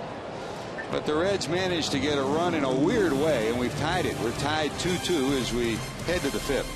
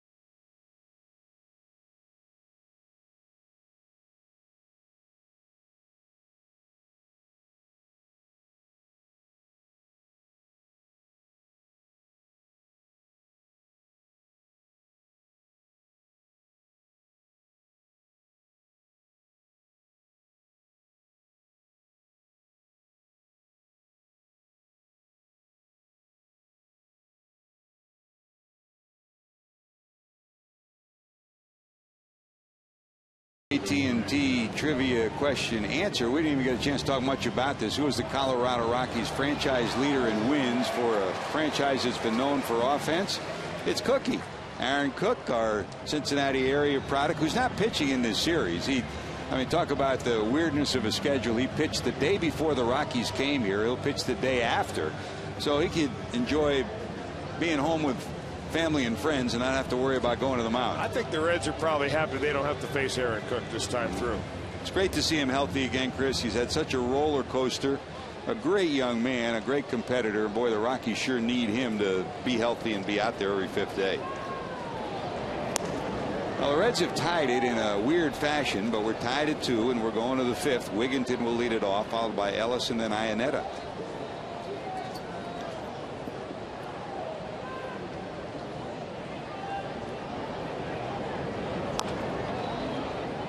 Dribble foul to the left side.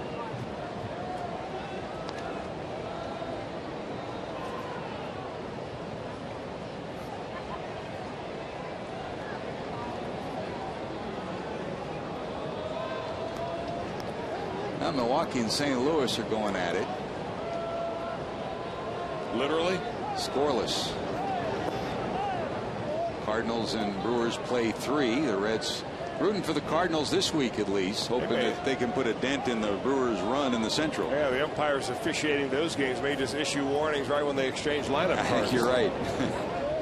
Talk about an edge.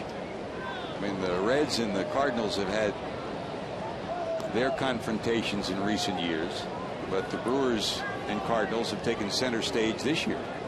2 balls, 2 strikes. Rip and a left base hit. That went up a little bit, and Wigginton makes him pay. Hey, Reds fans, it's Ticket Tuesday. Today's exclusive offer to our viewers is a Reds Field Box ticket for tomorrow's game against the Rockies, plus a special McDonald's food voucher for only $25, a savings of $9 a ticket. Go to Reds.com/Ticket Tuesday right now to take advantage of tonight's offer. You tried those McDonald's smoothies yet? I have not. They're outstanding. The berry one, big. Banana, good.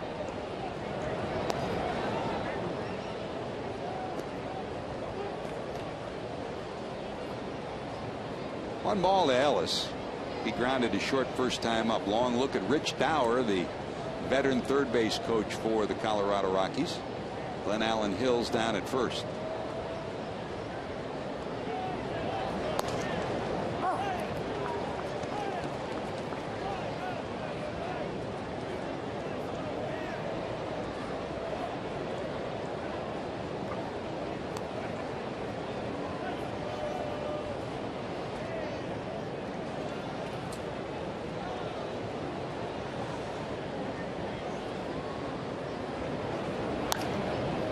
got slapped down the right field line and out of play.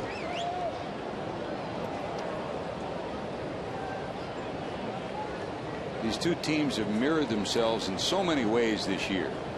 They've struggled in the starting rotation. They've struggled to move runners over. The old get them on, get them over, get them in has been difficult for both these teams. And last night, 10 left on base. The Reds have left 7 already today in a 2-2 ball game.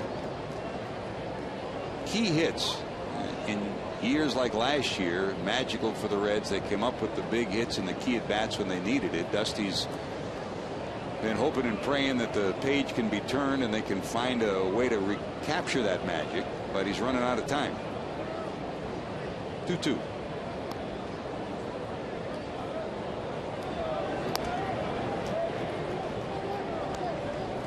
And we'll go full. Dower looks into Tracy. Will he send the runner? 3-2, nobody out. Ellis at the plate. Pretty good contact guy throughout his career. Wigginton not a lot of speed. Do you risk it in a 2-2 game here in the 5th? Runner going down to short. They'll avoid the double play. They will get the out at first. So running here prevents the double play and puts a runner in scoring position with 1 out in the 5th. Time now for the Farmers Insurance report card, and it's Hamilton's own Jim Tracy. Very much in the fiber and fabric of the metropolitan area. 10th season as a major league manager. The Dodgers for 5 years, Pittsburgh for a couple of years, and now 3rd year in Colorado. The Baseball Writers Association of America 2009 Manager of the Year. And probably he's most proud of being in the Marietta Hall of Fame. Why not? Great athlete, great family, and a first-class person. His wife Deb is in town. His son Chad about ready to get married, one of 3 sons. 2 of them went to Pepperdine, 1 of them went to UCSB, so they had pretty good college experiences, huh?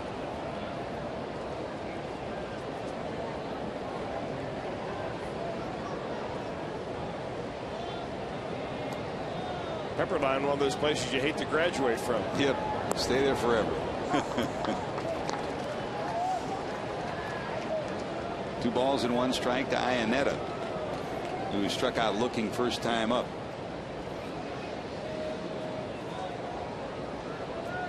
Reds overshifted with Phillips directly behind the second base bag with Iannetta at the plate. He is very close to the bag. If Dontrelle Willis wanted a little spin move and pick somebody off, they're set up to do that. Brandon was just kind of sneaking in there real softly. You threw over to first a lot. You didn't throw to second that much.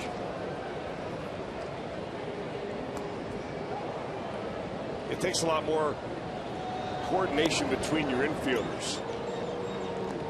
The one year I did, I had Ozzie Smith playing shortstop for the Padres, and he could sneak in behind a runner at second base faster than anybody I've ever seen. And it really is all about angles. Brandon Phillips right there. I mean, he's just a couple of steps away from the bag. 3-1. Breaking ball misses outside, ball 4. So Rogers will come to the plate with 1 out, runners at first and second, and we'll see as he looks down at Dower if he'll be bunting. And Eric Young Jr. due up. Kind of an odd pitch right there for Dontrelle Willis, a 3-1 curveball with the number 8 hitter up.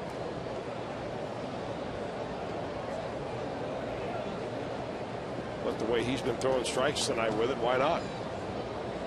So here's Rogers. Struck out. He became Dontrelle's 6th strikeout victim in the 3rd. Frazier step in front of the bag at 3rd. Bunt foul with Votto charging from first.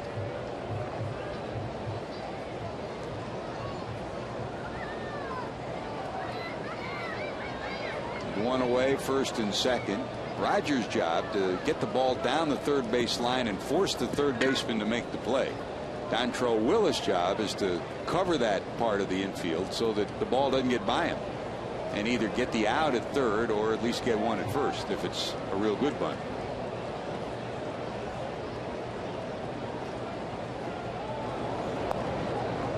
And And the other part of the equation is your shortstop, Edgar Renteria, trying to keep Wigginton as tight as you can at second. Well, that's the biggest thing, because Wigginton doesn't have much in the way of wheels, and it's a force play. So even if it's a pretty good bunt, as long as it's not right at the third baseman, Frazier can stay at third, and you can have a chance of getting the lead runner.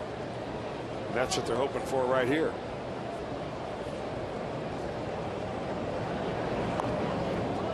That's a pretty good one. Frazier's going to have to field it. They will not get the out, and the bases are going to be loaded. Frazier didn't read that soon enough right there. He was holding just in case Dontrelle Willis was going to come to the line, and maybe that was a mess up by Willis, because when you've got the basic play on, that third base line belongs to the pitcher. See Frazier hesitate right there. Dontrelle Willis really should have been coming off that mound, booking it hard to third base. He ought to be going this way right here to get over there to the third baseline, but Willis kind of gives up on it, unless that play dictated the fact that he was supposed to come up to shoot and Frazier coming down the line. Remember, Frazier, you know, although he played a little bit of third base in spring training, hasn't been around a lot here in the big leagues, and when you put a play on with a lot of new faces, you're not so sure it's going to be executed right. So a single, a walk, and an infield hit. They're loaded with one out for Eric Young Jr., who struck out and bounced out. Young, outstanding speed from the plate. Looks down at Dower at third.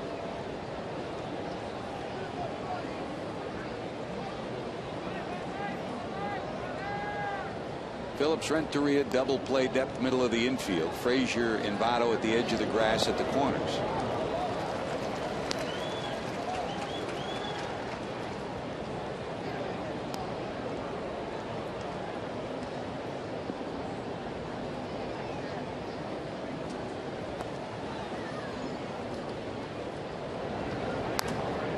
Look out. Woo. That scattered him in the Reds dugout. There's a railing and a covering to the railing in front, but boy, that just went over the bar and low bridged everybody. Wigginton, Iannetta, and Rogers lead off.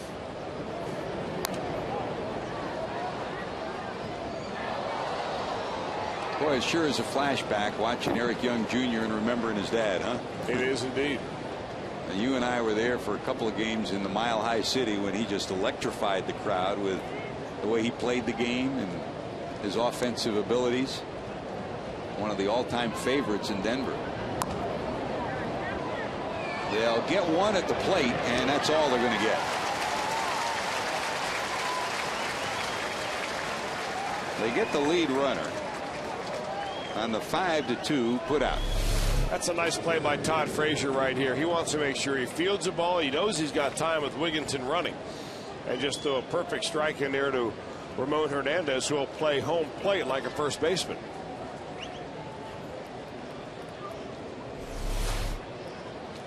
So now everybody can drop back a step or two with Fowler coming to the plate. He's 1 for 2, a single.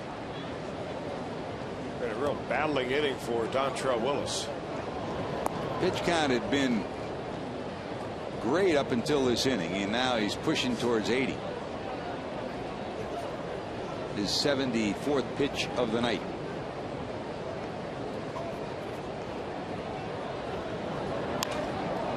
Center field, that's going to drop in front of Stubbs. 1 run will score. The throw coming in. They'll hold the runner, and boy, what a throw by Stubbs. In the air right to the plate. Rogers would have been dead to rights. As it is, the base hit plates a run, and the Rockies take a 3-2 lead. Well, right back through the middle again. Second base hit for Dexter Fowler. Second base hit back through the center field area. And that throw comes in on a fly and makes Richie Dower, the third base coach, look good. So bases are still loaded. And here comes Carlos Gonzalez, the 7th batter of the inning.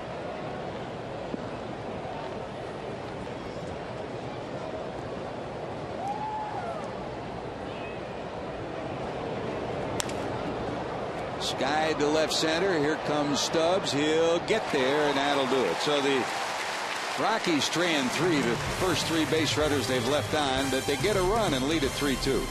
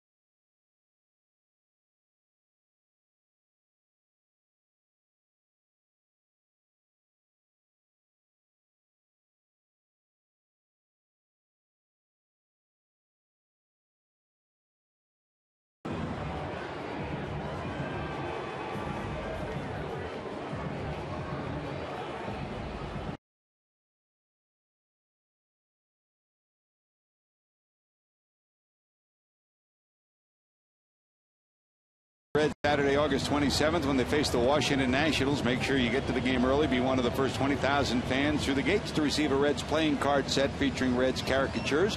Thanks to Walgreens. For tickets to see your Reds and Nationals, call 513-381-REDS or visit Reds.com. Part of the Reds family here. To the left in the dark blouse is Gail DeMarco. To the right in the white T-shirt with a Jesse Jackson logo on the back is Tony DeMarco. That's Anthony DeMarco's mom and dad. They're here to make sure that he actually does work here. He's been telling them that for years, and they never believed him. He got him some pretty nice seats, I can tell you that. I think Jesse got them for him. They look good, but they're actually up on the 4th deck. But Anthony wants his picture because they'll think they're right behind home plate. Great job, Anthony. Here's Brandon Phillips. Bounced back to the pitcher and hit by a pitch. If you joined us late, when Phillips was hit by a pitch, both benches were warned after 3 batters were hit last night. Didn't appear anything was going on, but home plate umpire Lance Barksdale warned both benches. Phillips pops one away. Oh, those opportunities, and the Reds had them early. They've stranded 7 already. 5 in the first 2 innings, another in the 3rd, another in the 4th. So they've left 7 on base, and Rogers has danced the tightrope all night long, and he's got a 3-2 lead. Here's Bruce, intentionally walked in the 1st. Reds had the bases loaded in the 1st, couldn't score. They left 2 on in the 2nd and got a run on a triple by Dontrell Willis. Their 2nd run came in the 4th on a weird 1-6 to 5-2 play. Bruce slaps it foul to the left side and out of play. 0-2.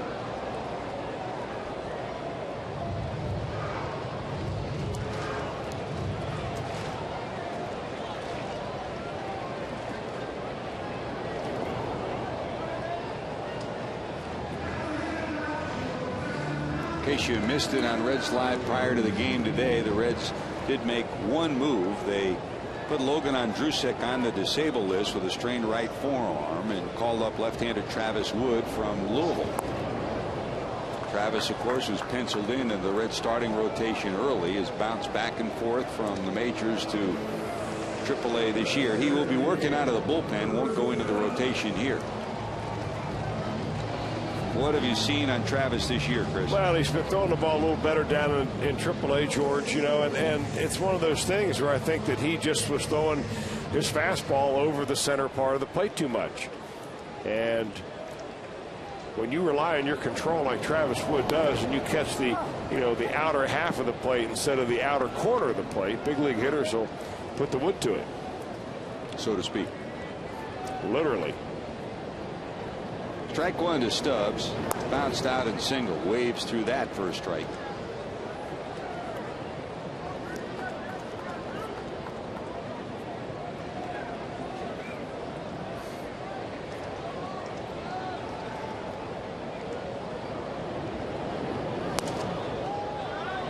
Up high, 1-2. Hey, Reds fans, if you're in the restaurant industry, let JTM Food Group help you with great tasting products for your menu. Inspired solutions, better results. JTM.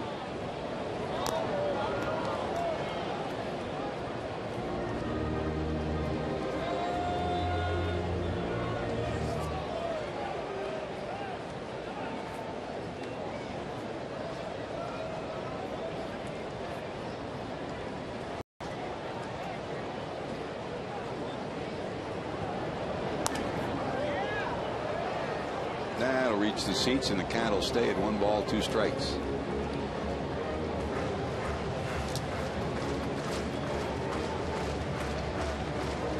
Congratulations to Jim Leland, a new 1-year extension to his contract, Chris. He'll be with the Tigers for another year. Good time to get that out of the way, as the Tigers are in the middle of in the Central. Swing and a miss. That's 5 strikeouts for Rogers. The lead belongs to Colorado, 3-2.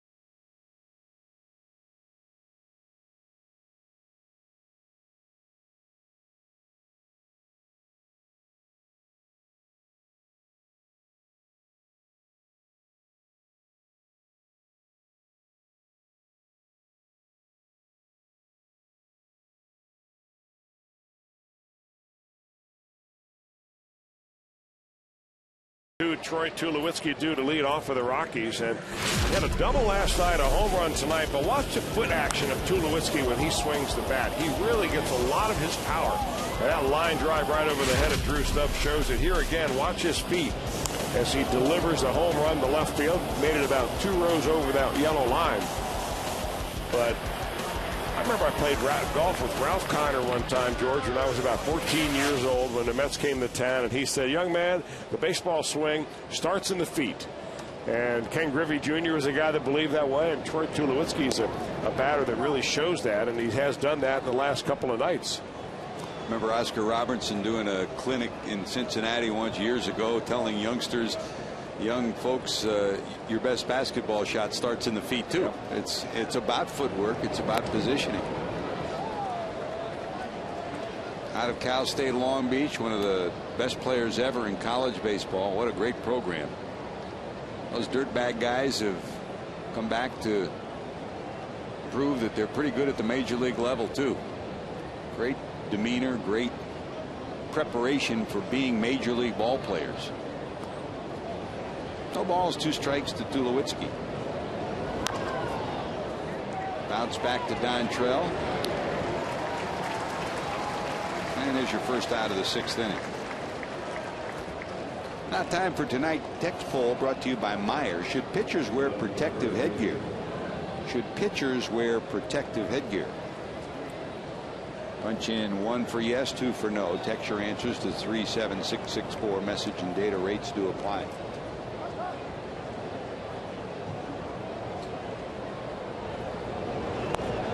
That debate has popped up again. Of course, it was a few years ago that coaches were told that they have to wear. I mean, here's Juan Nicasio just the other day being drilled by a line drive, and there's a pop-up down the third base line. It will drop foul. And Nicasio, we can report the good news is that he underwent surgery for a fractured vertebrae, 2 screws and a steel plate inserted, and he never lost feeling in any of his extremities, but certainly a long road back for a young man who, I mean, that's another example from a baseball standpoint of how difficult it's been for the starting rotation. But you're so happy for the fact that first he got great medical attention. That was Keith Duggar, the trainer who was there, and that's a trainer's worst nightmare to go through something like that. But they were fortunate that they kept him immobile, got him to the hospital immediately, underwent surgery immediately, and hopefully he's going to be okay. Really one of the scariest things in baseball, a pitcher being hit by a batted ball in the head, or a batter being hit by a thrown ball in the head. You know, any kind of head injury. The NFL is taking a hard look at concussions. Amateur baseball, college baseball this year changed the bats that they use to reduce the spring-like action that the ball has off the bat. Next year, all high schools around the country will be going to what they call a BB core bat, which will reduce the amount of spring-like effect the ball has coming off the bat. And what it showed in college was, you know, fewer home runs. You don't hit the ball as hard. Third basemen are now safer. Pitchers are safer. And I think that's the way that most of those governing bodies have taken control of the situation to try to limit the exit speed of the ball off the bat, rather than trying to put a helmet on the pitcher, because, I mean, you can get hit in the face and a helmet's not going to do you a bit of good. At USA Baseball, and you see most folks believe over 70% to this point agree that pitchers should not have to wear a helmet. And in Nicasio's case, the feeling was that it wasn't necessarily the line drive hitting him, it was the whiplash action of his head hitting the mound after he tumbled to the ground. That's a strike after Helton strikes out. 2 balls, 2 strikes to Wigginton. I mean, with USA Baseball and amateur baseball have been part of a 3-year study on bat responsiveness, and that's led to the changes in amateur baseball, and that's good news. Very good news. It was ridiculous at the College World Series to see those 22-10 scores. Wigginton bounces out. It's a 1-2-3 for Willis. Reds need a run. Bottom of the order duo.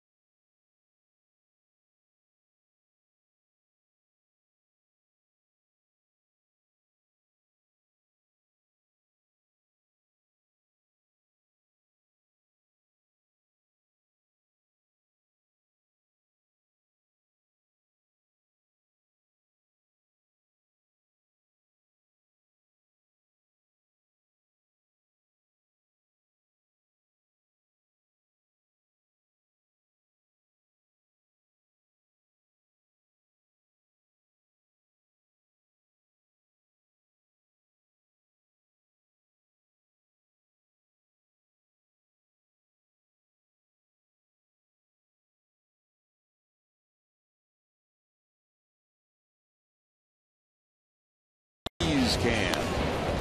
hard shot down to second. Dontrell trying to score. They'll nail him at the plate on the 4-2 putout after Dontrell's triple scored the Reds' first run. Coors Light Freeze Can brought to you by Frost Brewed Coors Light.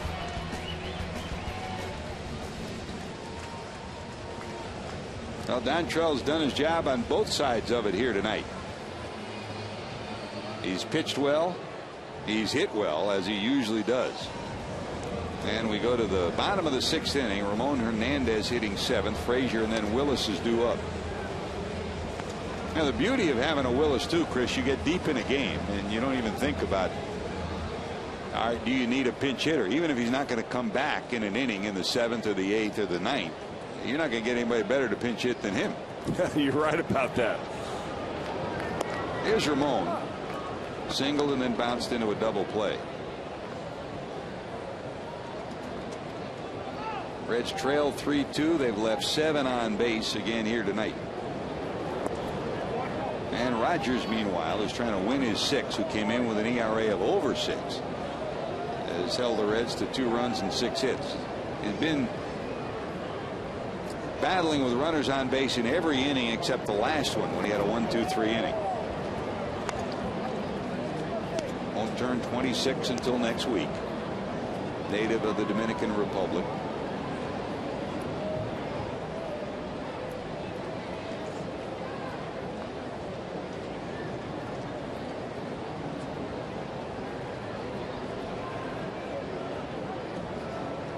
Ramon will step out. That'll prolong the wait for Rogers to hit the century mark in pitches on this day. Next will be his 100th. That's a rocket into right, a base hit for Ramon. 2 for 3 for the Reds catcher, and here comes Frazier.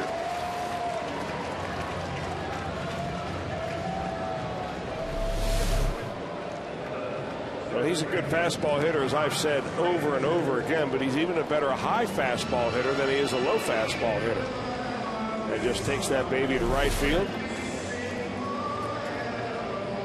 Each time he has led off an inning, he's led off with a base hit.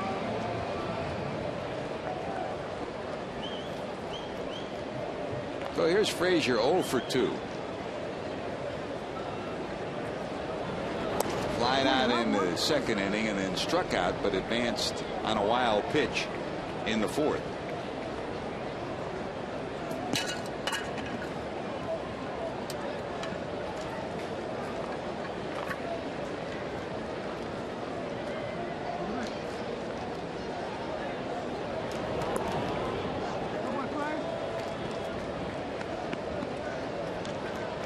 Most of his family were able to be in town to see his debut with the Reds, and there are a chance to see him play 2 or 3 games. 2 brothers who are outstanding athletes. One of them still in professional baseball at AAA with the Baltimore Orioles. Mom and Dad will be in town to spend some time with him.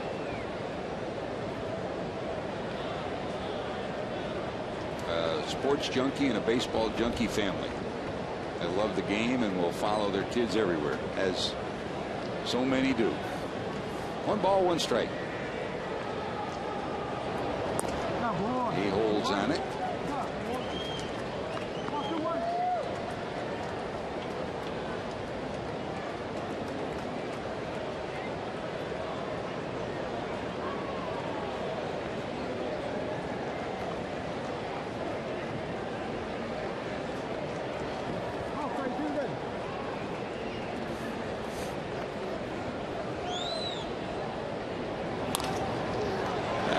Through the infield, a base hit for Frazier. So Todd is 1 for 3. The Reds have the first 2 on, and we'll see if there's action in the bullpen for Jim Tracy now. No one throwing right now. Well, the same pitch that Todd Frazier swung and missed on, got on base last inning, came around to score the tying run, is this one right here. But Rogers catches a little bit of the plate. Frazier's got good plate coverage, and he finds a hole there on the right side or the left side of the infield. Bobby Apodaca up after making a phone call to the bullpen. Be really interesting to see what Dusty Baker decides to do right here. I imagine that they're going to have Dontrell Willis bunt. The Rockies will be confronted with the same situation defensively as the Reds were. The right-hander, former Red Josh Renicky. The left-hander, the big, tall, lanky Matt Reynolds starting to loosen for Bob Apodaca. And Apodaca will buy some time with Rogers. Preaching and teaching. Most pitching coaches do that on a daily basis. Over 100 pitches, so let's see if the Reds can do some action here in the 6th, trailing by a run. And here's Dontrelle. Dontrelle's triple plated the first run for the Reds, his 7th career triple back in the 2nd. That made it 1-0. He popped up into short left to the shortstop in the 4th. And here he is with 2 on, nobody out in the 6th. Shows bunt. Gets it down. It's a pretty good one. They'll go to 3rd and they'll get the out. Well, that's the tough thing about having the slowest runner on the team being at second base with a forced play going to 3rd. Even a good bunt like that laid down by Dontrelle Willis. It's a forced play at 3rd base. Esmir Rogers, good athletic pitcher. He comes off the mound. A speedy guy from second base got a chance right here. But this really puts Hernandez in a tough situation because he doesn't run all that much. He doesn't want to get picked off. And unless the bunt is right down the line at the 3rd baseman, you're going to be able to have a chance to get that guy. So what looked like it might be a good bunt turned out to be a fielder's choice. Rogers, the former infielder, his first 2 years in professional baseball, showed his athletic ability there. And they get the out at 3rd, so it's still 1st and 2nd now with the 1 out. And here's Dave Sapelt. 1 for 3, a single last time up. And really, Rogers did on that play what Dontrelle Willis did not do on his play, which was get over there and cover the 3rd base line. Sapelt struck out, bounced into a 4-2 fielder's choice, and he flies this one to right. Hit pretty good. Gonzalez has it measured, though. He'll haul it in at the warning track. Tagging at 2nd, going to 3rd. He'll get there easily, will be Frazier. Frazier went halfway at the start of the play, and then when he saw Gonzalez get a beat on it, he went back, tagged up, and still gets to 3rd. So it's 1st and 3rd now, but with 2 away. Well, there's the difference between getting a bunt down as a sacrifice and just getting a bunt down and where they get the lead runner. Reds have a run right there. It cost Dave Sapelt an at bat, and it cost them also a run batted in. How many times have we talked about it this year, Chris? Not just hits, but productive outs. If the Reds could have, would have made a big difference, not just on this play and in this night, but all season long. That means the difference between a 1-run loss right hit. The game ended right now. You lose by 1. If you did it right, it would be a tie game. Here's Edgar. 2 for 3.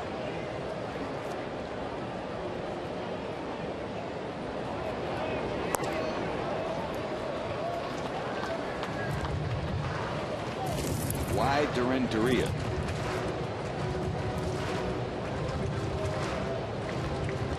He singled to center in the 1st, singled to right in the 2nd, and then in the 4th.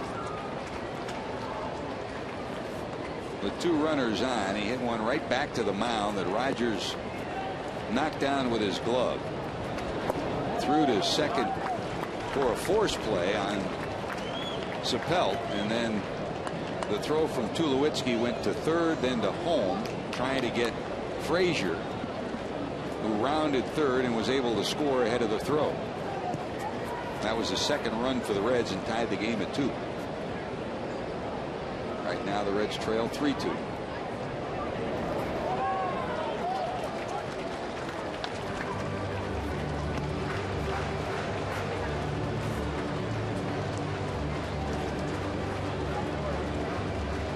Catching is never an easy job, but with this staff that the Rockies have, Iannetta gets a workout every night. Good arm, wild outside the strike zone. Nasty stuff. Those are the worst pitchers to catch. 3 balls, no strikes. That's a strike. 3-0 breaking ball.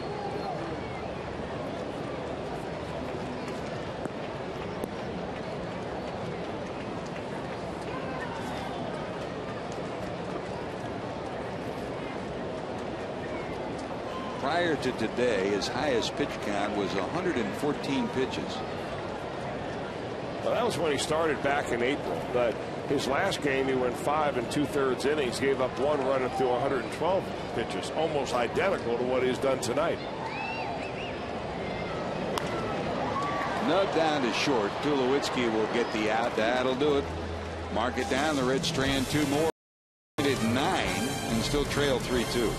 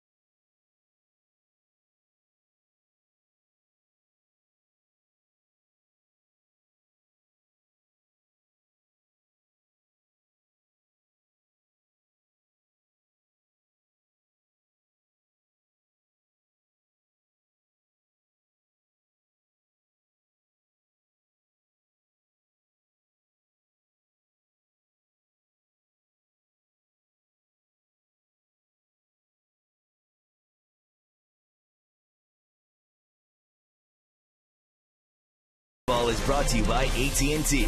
Cincinnati Children's ranks 3rd in the nation on U.S. News and World Report's honor roll for Best Children's Hospitals 2011. By your Cincinnati Northern Kentucky Honda dealers. Visit mycincinnatihondadealer.com for current offers. And by Wendy's. You know when it's real. Time for our Honda standings update. You know about the division standings going into tonight. In the wild card chase, Atlanta with a 4.5 lead over Arizona. Cardinals also 4.5 games back. The Mets 9 back. Pittsburgh and Washington 11 back in the wild card chase. So if you transpose that 4.5 back and you go to what's been proposed, which would be adding a wild card team for next year, that would put everything in a completely different picture, the Reds included. I mean, all of a sudden, instead of being 10 or 11 games back, you're 4 or 5 games back for that second wild card slot, which makes it more interesting for the final 6-7 weeks of the season. And that's exactly what Bud Selig has in mind for next year. I think the biggest question will be not so much will there be an extra wild card team. There probably will be. But the question is, once they do it, would you have a 1-game playoff or a best-of-3 playoff? Certainly not more than best-of-3. And that's an ongoing internal debate. You in favor of another wild card team? Yeah, you know, George, and I'm in favor of a 1-game playoff because there is nothing more exciting than you play a game, loser goes home. I mean, it's like the 7th game, but it's the first game. It's your ace versus ace. And, hey, I think it makes for compelling baseball. Like the Rockies had the year that they made it to the playoffs with that 1-game playoff to get in. Still not sure that Holiday touched home plate, right? I think Rocky fans just asking. Yeah. 2 balls, 2 strikes. Votto's got a glove on it, and he'll win the battle to the bag. He'll beat Ellis by the slimmest of margins, and there's 1 away. Everybody talks about Joey Votto's offense. You know he's an MVP. And I've said it from the first moment I laid eyes on him in the minor leagues. He's always reminded me so much of Don Mattingly in so many ways. And defensively is another example of it. Mattingly worked as hard and at times harder on his defense early in his career. I mean, his first start in the major leagues was as a right fielder. And for a while, Joey Votto played the outfield in the minor leagues. And he just got better and better and was one of the best first baseman in the game of baseball. And you can just see Joey get better and better and better defensively. Well, you remember that Joey Votto was originally drafted as a catcher when the Reds drafted him out of Ontario, Canada, and they changed him to be a first baseman. And he's obviously got a good arm, but if you don't believe he works at his defense, you need to come out really early in the afternoon, because he's out here all the time during batting practice. I mean, he takes way more ground balls and throws at first base than he ever does swings in the batting cage. Takes a lot of pride in what he does with that glove. Breaking ball drops in there for a strike after Iannetta flies out. Here's Chris Nelson pinch hitting for Rogers. So Rogers has pitched well tonight. He'll exit with a 3-2 lead at the moment. And Nelson will pinch hit for him. Nelson, 5'11", about 180 pounds. Second season in the major leagues. Native of D.C.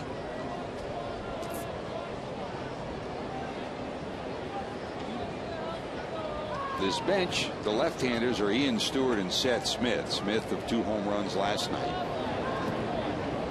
Nelson and Alfonso, the 2 right-handers, and Herrera, the switch hitter, on the bench for Jim Tracy tonight.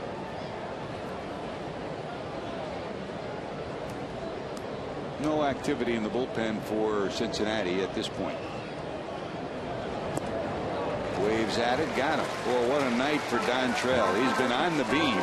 He's held a triple of his own. Now can the Reds give him some runs?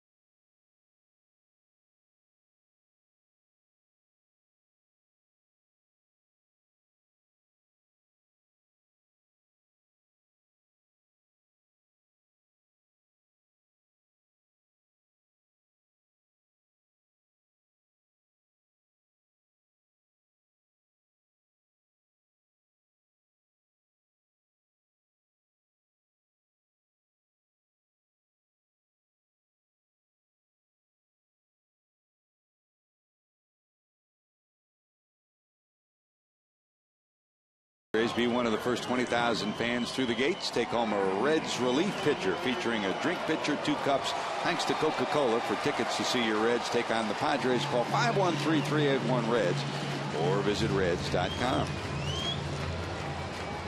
Well, here at Great American Ballpark, there's the scoreboard on this one. 3 runs, 5 hits, no errors, 3 left for Colorado. 2 runs, 8 hits, no errors, 9 left for the Reds. Rogers' night is done, and Reynolds will take over. Rogers pitched well, Chris. He really did pitch well, George. He was pretty much as advertised, which was a good arm, a little erratic with his breaking stuff. And from short right field, there's Mark Ellis. Votto hit it right on the button, but Ellis is there to flag it down, and there's one away. Well, Reynolds is a big guy, 6 feet 5 inches tall, 240 pounds, from St. Charles, Illinois. Second year in the major leagues, 57 games this year. He was up for 21 games last year. Had a really good year of it. Kind of a situational left-hander. He's got more game appearances than he does innings pitched, much the way that Bill Bray does here for the Reds. In his major league sample, he's held lefties to a .220 average in the major leagues. There's a rifle shot, and 2 balls hit right on the button, but both have found leather. So Phillips did his job, Votto did his job, but each of them retired.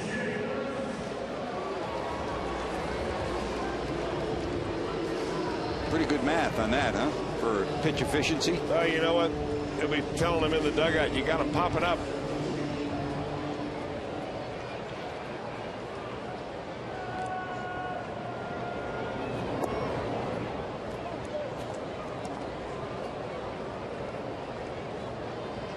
Here's Jay, intentionally walked and then struck out twice.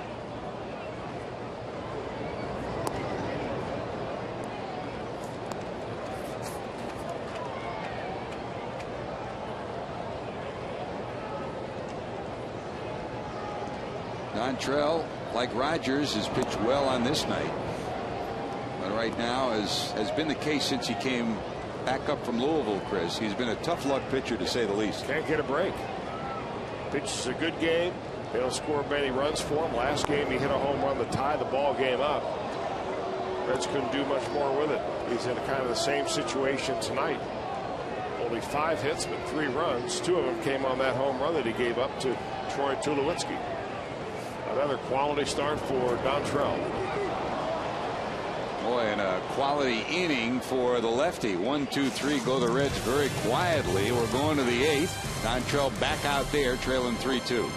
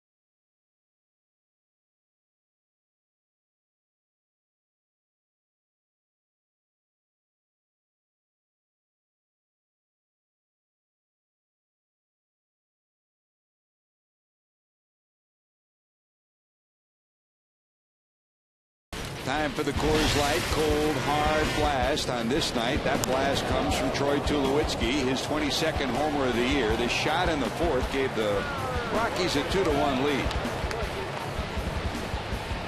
Big time player, big time swing, Troy Tulowitzki. Our Coors Light cold hard blast. The numbers: 3 runs, 5 hits for Colorado. No runs, 2 runs, 8 hits for the Reds. The Reds again have stranded 9 and the Rockies have left 3. Here's Dontrelle back to work again as we go to the 8th. Boy, he's throwing the ball just marvelously tonight. I thought he may be out of the ball game, George, with some of the pitchers down the bullpen rustling around down there, but Dusty's going to send him out there again. I like it. That was his 101st pitch of the night.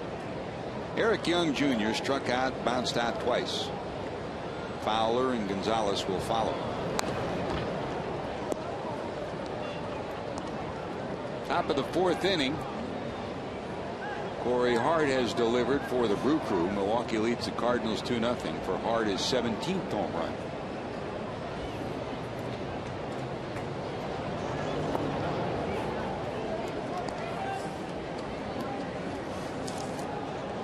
Start of play today. Milwaukee with a 3-game lead over the Cardinals, 9.5 over Pittsburgh, and 10 over the Reds.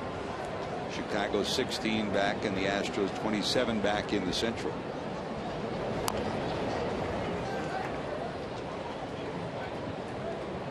The old adage, you know, be 500 on the road and win at home. Boy, the Brewers have won at home. 41-15 at home. and only 24-35 on the road. They've made hay at Miller Park.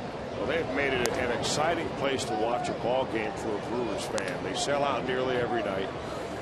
You're guaranteed you're going to see a game there because they have the roof, and they have not disappointed their crowd base at all.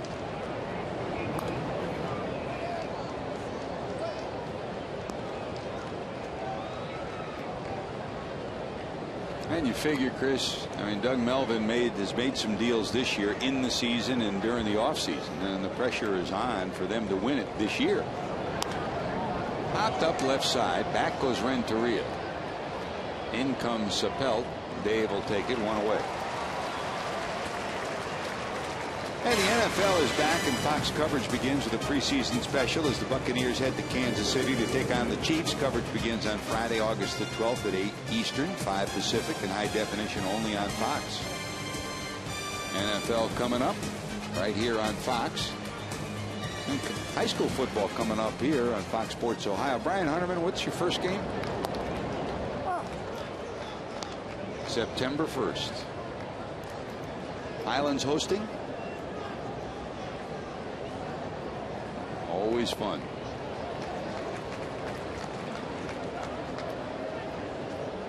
There's Dexter. Fowler bounced out, single to center, and then knocked in the go-ahead run, a single to center in the 5th inning.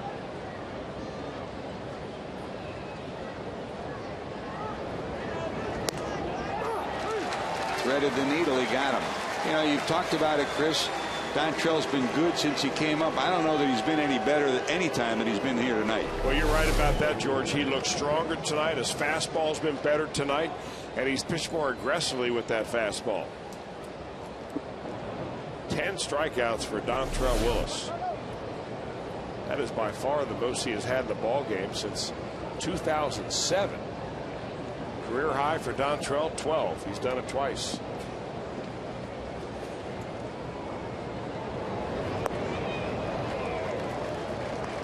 When he burst upon the scene, he was a whirling dervish of great ability. But, I mean, this comeback has continued to just amaze. I mean, he's just a solid pitcher. It's not spectacular. It's just solid. Fly ball to left. Sapelt there. He's got it. How about this? A 1-2-3-8. 10 strikeouts. Dontrell's, come on, let's go. Let's get some runs. I'm telling you. All right.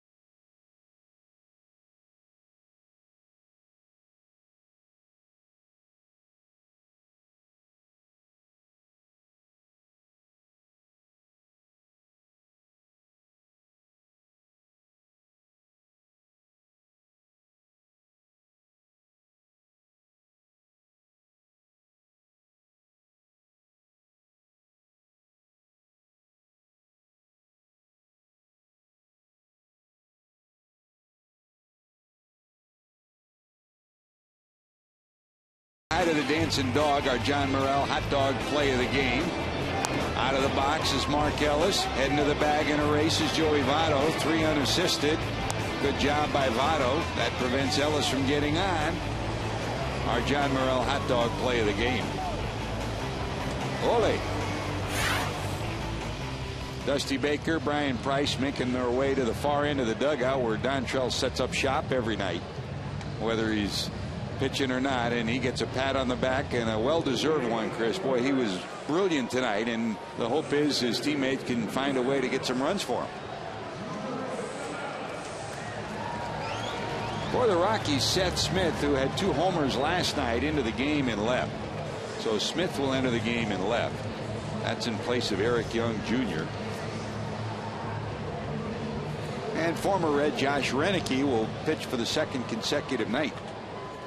Just recalled this past weekend, and apropos that he makes his trek back to the National League in time to see his former team, the Reds. The question I have is, what will Dusty Baker do here at the end of the inning? Dontrell Willis's spot is due 4th in the lineup in this inning. If he comes to the plate with a runner on, do you let him bat against Renicky? I would think so. He's got Alonso and Lewis, the 2 lefties. I mean, the last time Dusty Baker let him bat like that, it was in the 7th inning of a game down in Houston. Last start by Dontrell Willis. He hit a home run to put the Reds ahead. Reds couldn't hold the lead, gave up 2 in the bottom of the inning, went on to lose. And you would think if it was early in the inning that he definitely would bat, because there'd be a possibility of a sacrifice against whoever was pitching. As this stage of the inning, there may very well be a lefty in there by then. If not, then you'd think he'd probably go with Alonso or Lewis. Well, the only lefty they've got out there is Rex Brothers. Really young left-hander who pitched last night, did not look all that impressive. A couple of hits and a run in 2/3 of an inning. I got a feeling that this ball game now belongs to Renicky and then Houston Street. Swing and a miss. Stubbs is retired, the leadoff out of the 8th inning.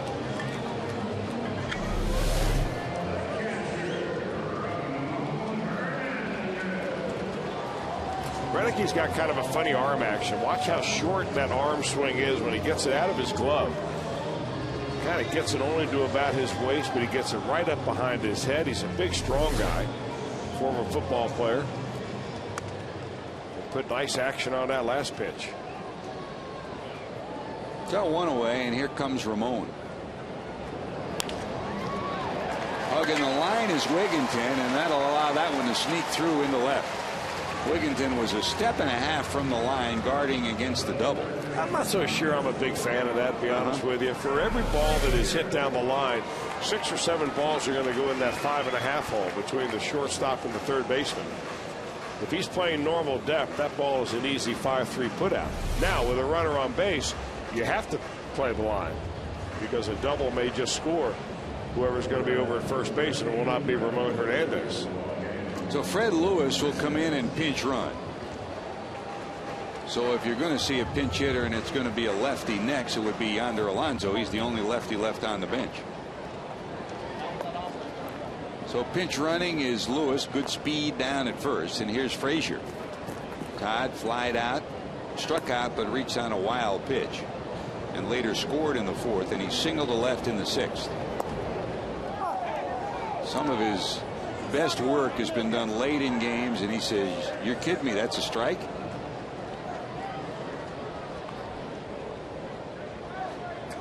He's got that ability to argue with a smile. You can say a few more things that way, huh? And get away with them. And stay in the ball game. Yep.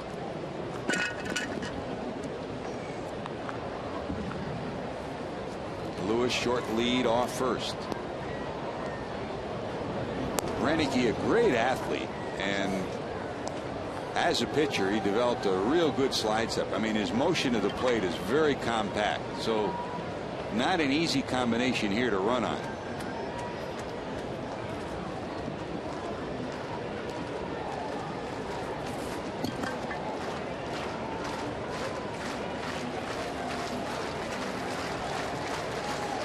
Lewis not going. That's up a little high. 2 balls and 1 strike.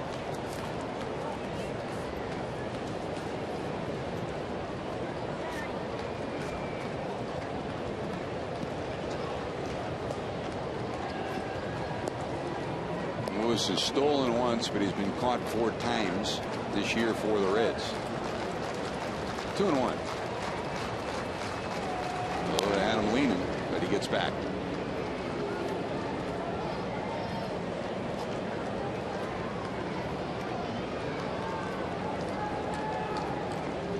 Mark Berry has delivered his signs. Frazier steps back in, and peering into the dugout is Iannetta for his pitch selection. 2-1.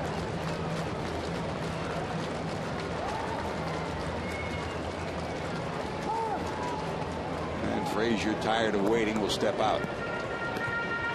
Well, that's what the cat and mouse game between the pitcher and the runner at first base does more often than anybody else. It affects the hitter. I mean, pitchers, if they don't want to show a move to first, they hold the ball, they hold it, they hold it, they hold it. Meanwhile, the batter's trying to stay alert and ready to watch that ball come out of his hand. Eventually, he's got to call timeout and say, hey, I'm in this thing too.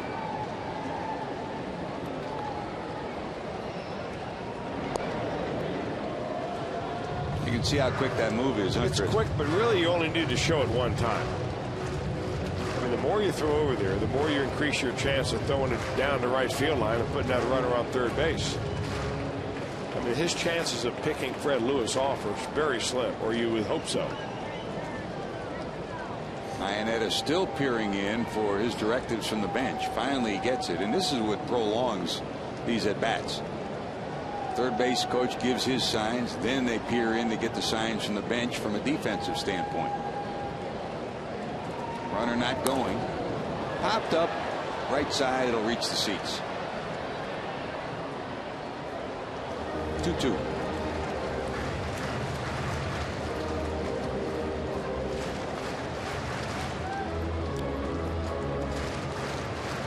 The chess match continues here in the bottom of the 8th. The Reds trailing by 1 and running out of outs.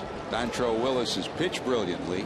He's contributed with a run scoring triple of his own, but he still trails 3-2. He's due up next. He's out of the game, and Yonder Alonso's moved into the on-deck circle. Yeah, Iannetta and Renicky are really just trying to get to know each other. Renicky was just picked up in June off waivers and just recently recalled a couple of days ago. And it really is a statement about the shape of the Colorado Rockies bullpen to give him the game with a 1-run lead in the 8th inning.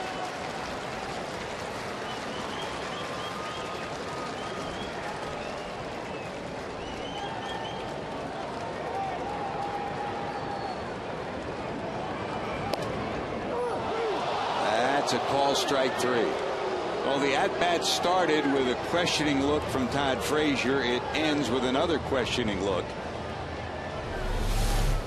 Is it a strike? At the top of the zone.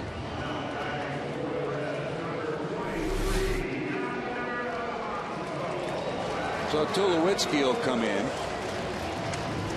They'll talk this over with Yonder Alonso coming to the plate. Now, some of the best at bats since he's come back up from Louisville that the Reds have come from this young man. And here comes Jim Tracy, and that will be it. They'll use their other bullet out of the bullpen. Let's see. Tracy, the long walk out as Tulowitzki buys some time.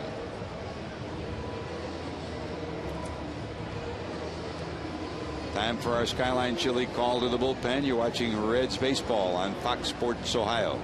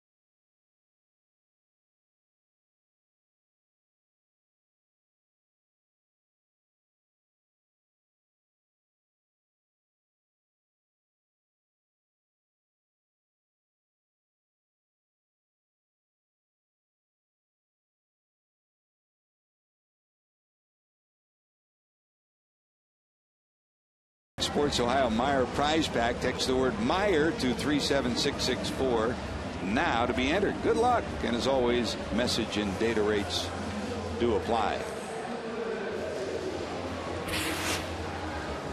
Oh boy, family's here, huh? Thanks so much. Great to be back in town. I love you too. Everywhere you go, George. I owe a lot of people money, huh? It's a nicely done sign, too. It took me all morning to make it. Here's Brothers for the second straight night. Last night he was greeted with a homer, and he's going to face a lefty this time, Chris. Well, there are only two lefties in the bullpen, and Brothers is the last one left.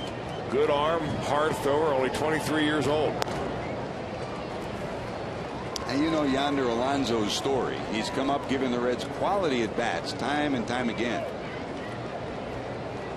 Well, this is Brothers' only batter right here. If you lose him right here, you put a tying run on second base, and more than likely Tracy will go to the bullpen again.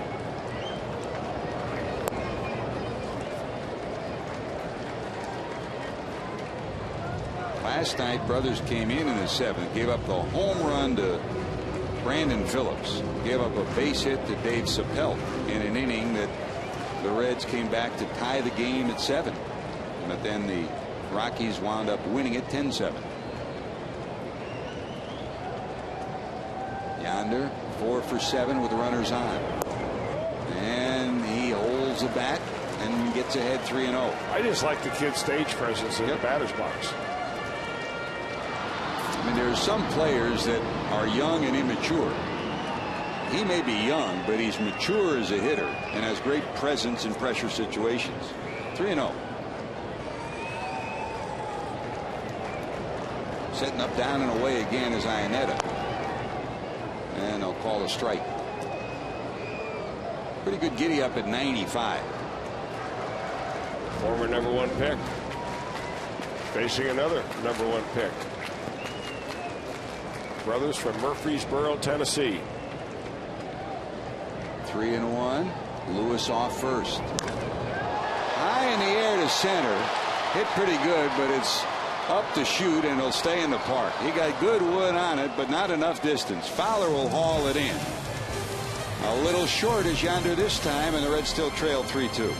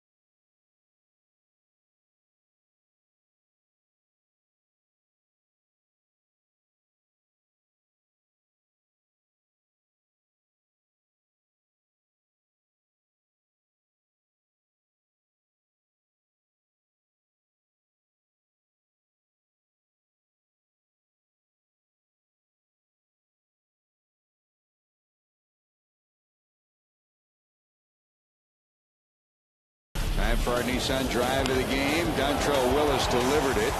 His 7th career triple rattles around down in the right field corner. By the time Carlos Gonzalez will track it down, Ramon Hernandez has scored all the way from first, and Dontrell cruises into third with his 7th career triple. Our Nissan drive of the game. That produced the Reds' first run back in the second. The Reds led 1-0. They trailed 2-1, tied it at 2, and then in the 5th inning, the Rockies scored a run on a base hit by Dexter Fowler and took the lead 3-2, and that's where we are. For the Reds, changes behind the plate, Ryan Hannigan. And on the mound, the Cuban Missile, Chris. Well, he'll get it up there anywhere from 98 to 103 miles an hour, and he needs to throw a big 0 on the board. That's the most important thing for the Reds right now. Keep it right there at 3-2 and give them a shot against Houston Street.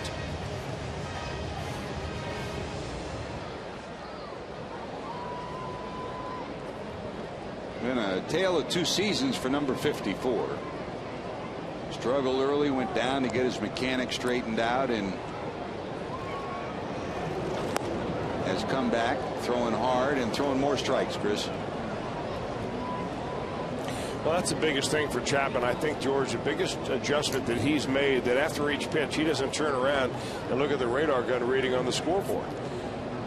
I mean, he's ceased to become a circus sideshow, and he's now become a guy that hitters don't want to face because he throws his slider in there as much as he throws his fastball, and he's just adjusting to life in the major leagues. I thought it might be Houston Street. We take a look down at the Rockies bullpen, and it's actually Rafael Betancourt warming up.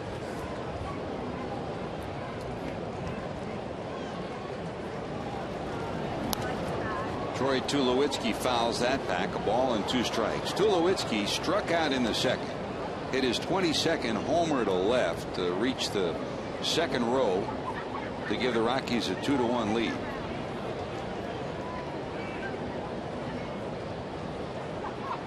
And then grounded out in the 6th.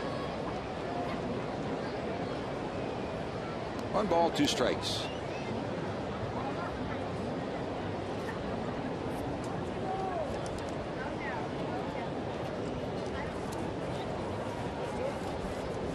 Has become a force for the Reds in the 8th inning, and sometimes the 9th as well. That's down and in 2-2.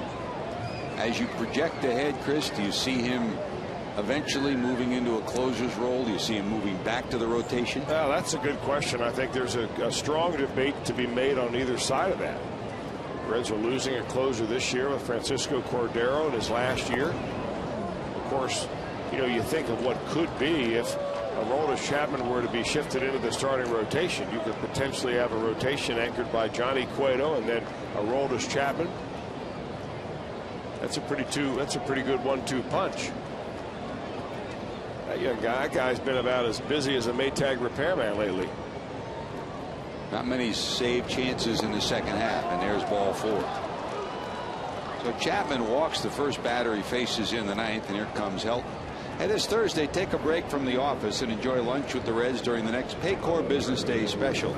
Enjoy a special $25 price for seats in our all-you-can-eat section thanks to the Business Courier. These seats include unlimited ballpark fare, hot dogs, popcorn, peanuts, soda, all for one low price. For tickets at this special price, call 513-765-7600. We had our own all-you-can-eat feast up here tonight again. Thanks to the folks at Papa John's. Papa was in the house, and it's the gift that keeps on giving. Jim Strickler still eating pizza, and we're in the 8th inning and 9th inning. Good stuff for the whole crew. Ball 1. That's a strike, 1-1. An uncharacteristic night for number 17. 3 strikeouts, all swinging.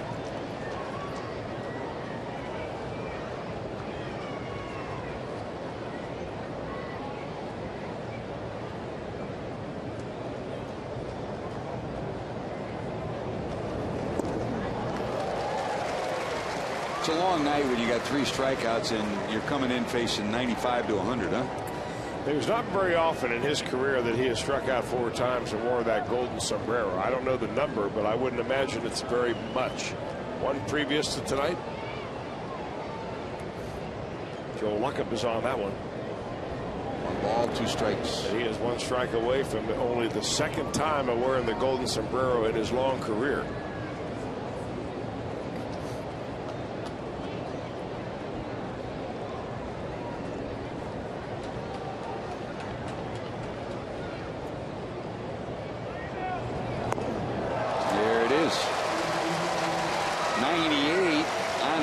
On the outside corner, a swing and a miss, and that's strikeout number 1 for Chapman, number 4 on the day for Todd Helton. Boy, Helton looked a little different tonight against the left-handers that the Reds have run out there than he did last night. against a bunch of right-handers that he faced, although he did end up facing Bill Bray last night. Next question is, when was the last time that happened, Chris? Well, Joe Luckham is on that again. You got to go back to September 1st of 2002. Last time Todd Helton struck out 4 times. Here's Wigginton, 1 for 3, a single to left in the 5th.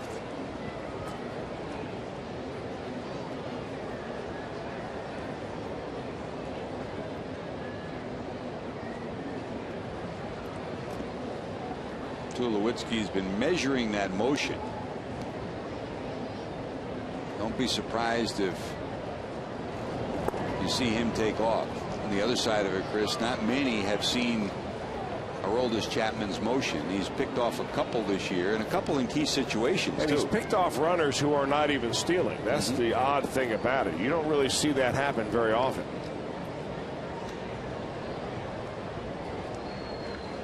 (2-0). You know, given that he has been wild in the past, it really doesn't make any sense for the Rockies to push the running game right here. They've got a lead. There's no reason to run themselves out of anything. Maybe, just maybe, Jim Tracy's thinking that Aroldis Chapman gets a little streak of wildness in him, and you know, they get a chance to put a couple of runs on the board.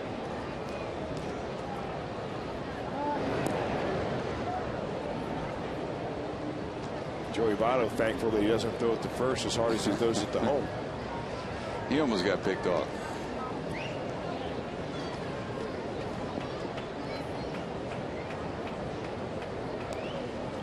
(3-0).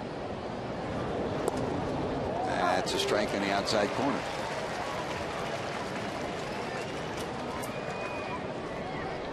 Milwaukee continues to lead the Cardinals 2-0 in the 5th.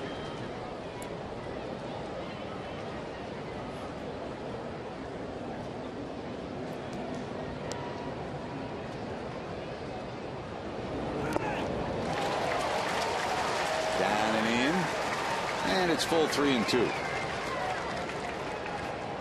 Everybody points to the 95, 98, 100, whatever fastball, but his slider is lethal.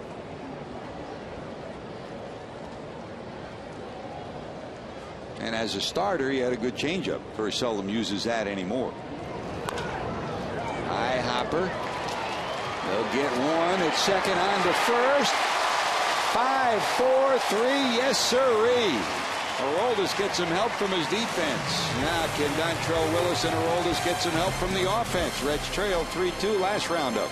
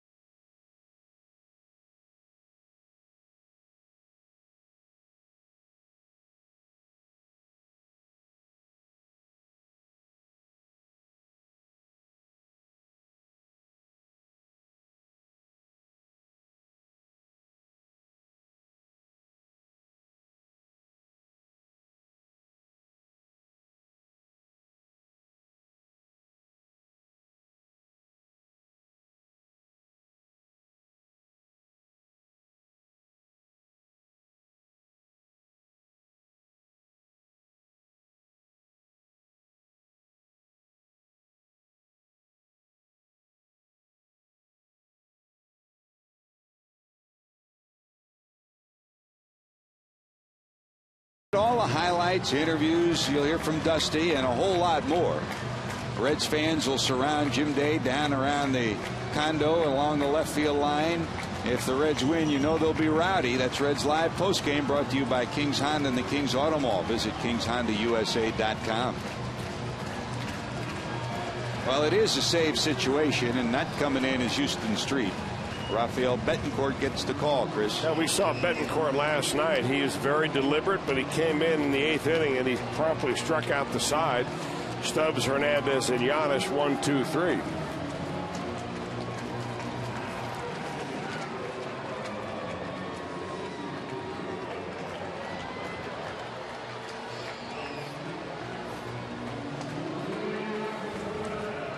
Well, he's had a busy weekend, so Street gets the night off. It's been a busy few days for the Rockies, who had a 4-game series against Washington and no day off on Monday to come here. So Street the day off. Betancourt will get the call. And here's Dave Sapelt. His job, get on any way you can. So Wigginton will hug the line at third. Sapelt, pretty decent bunter. Will he show it here? Back behind the bag at first is Helton. If you're pushing a bunt down the first baseline, a better opportunity to get on here. That's a strike.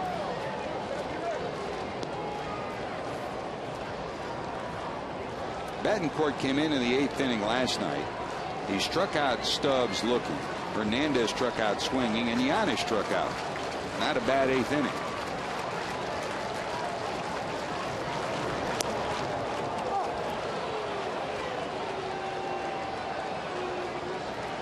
Former Reds pitcher and a guy who made his living in Minnesota. Every day Eddie Guardado called every day, but Betancourt, his time has been and every day is a lot of pitchers in this era.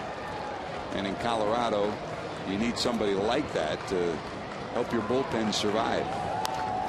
Hopped up, right side, over his Helton. He'll run out of room. No balls, 2 strikes.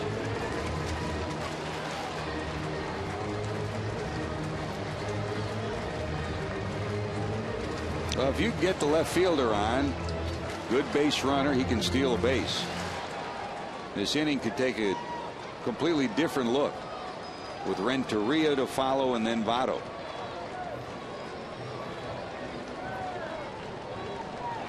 Iannetta rolls through his signs.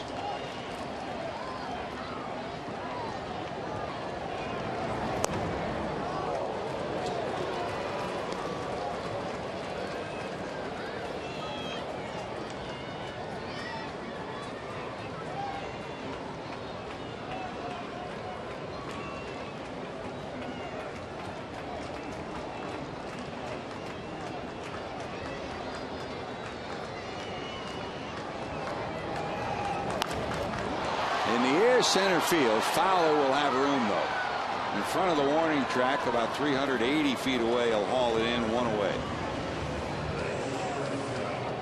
So a 1-for-5 night for Sapelt. First out of the 9th inning, and here's Edgar. He started with a single in the first. Single to right in the second. Hit one off the pitcher that turned into a run scoring 1-6 to 5-2 play when Frazier scored. And then he bounced to short into a force out in the 6th.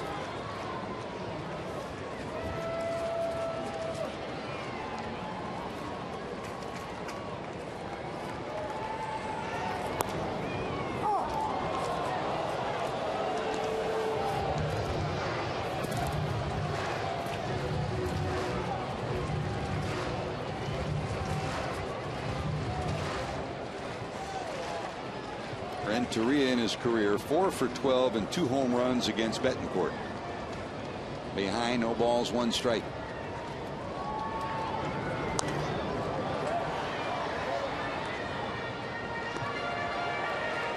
And he's in a hole 0-2. Iannetta camped on that outside corner with Votto sitting on deck and Jeff Piccoro standing by down there right behind him, ready for Reds Live postgame. Will there be a smiling scoreboard to report on, or will it be another frustrating night for the man in red?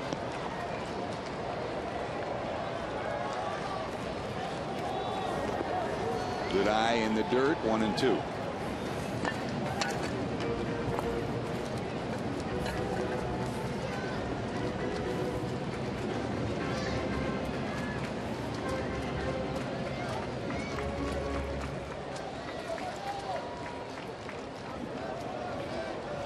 Two guys that have seen their teams underachieve, hoping for some magic in the final 6 weeks of the season. 1-2.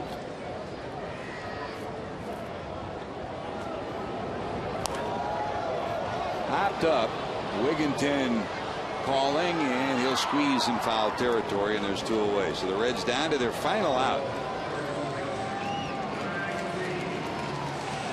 And it's Joey. Votto's 0 for 3 against Betancourt in their matchups. Joey tonight walked in the first, bounced into a fielder's choice, struck out and grounded out. Oh, those missed opportunities. The Reds have stranded 10 tonight, 5 of them in the first 2 innings when they had a chance to jump off to a big lead. And here we sit in the 9th with 2 away.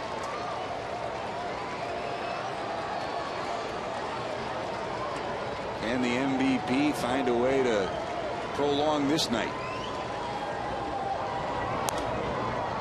Slap to the left side. It'll be out of play.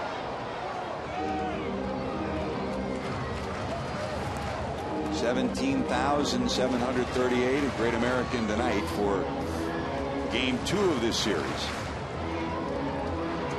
Tomorrow, Mike Leake scheduled to go for the Reds. He'll be on the air with the Reds Live at 6:30.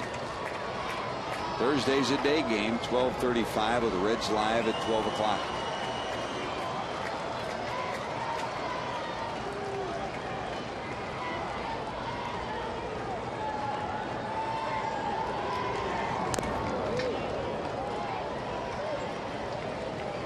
Betancourt's been ahead of everybody in the inning, and he's 0-2 again, this time to Votto.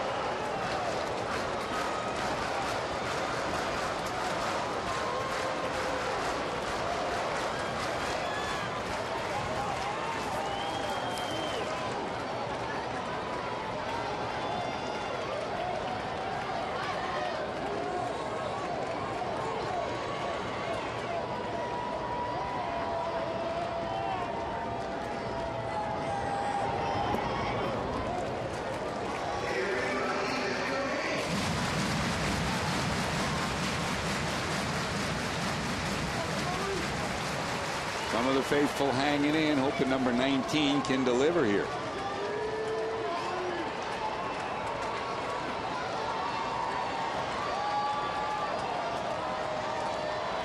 Staying away is Iannetta. Fastball away, he's calling for it. Just missing. Ooh.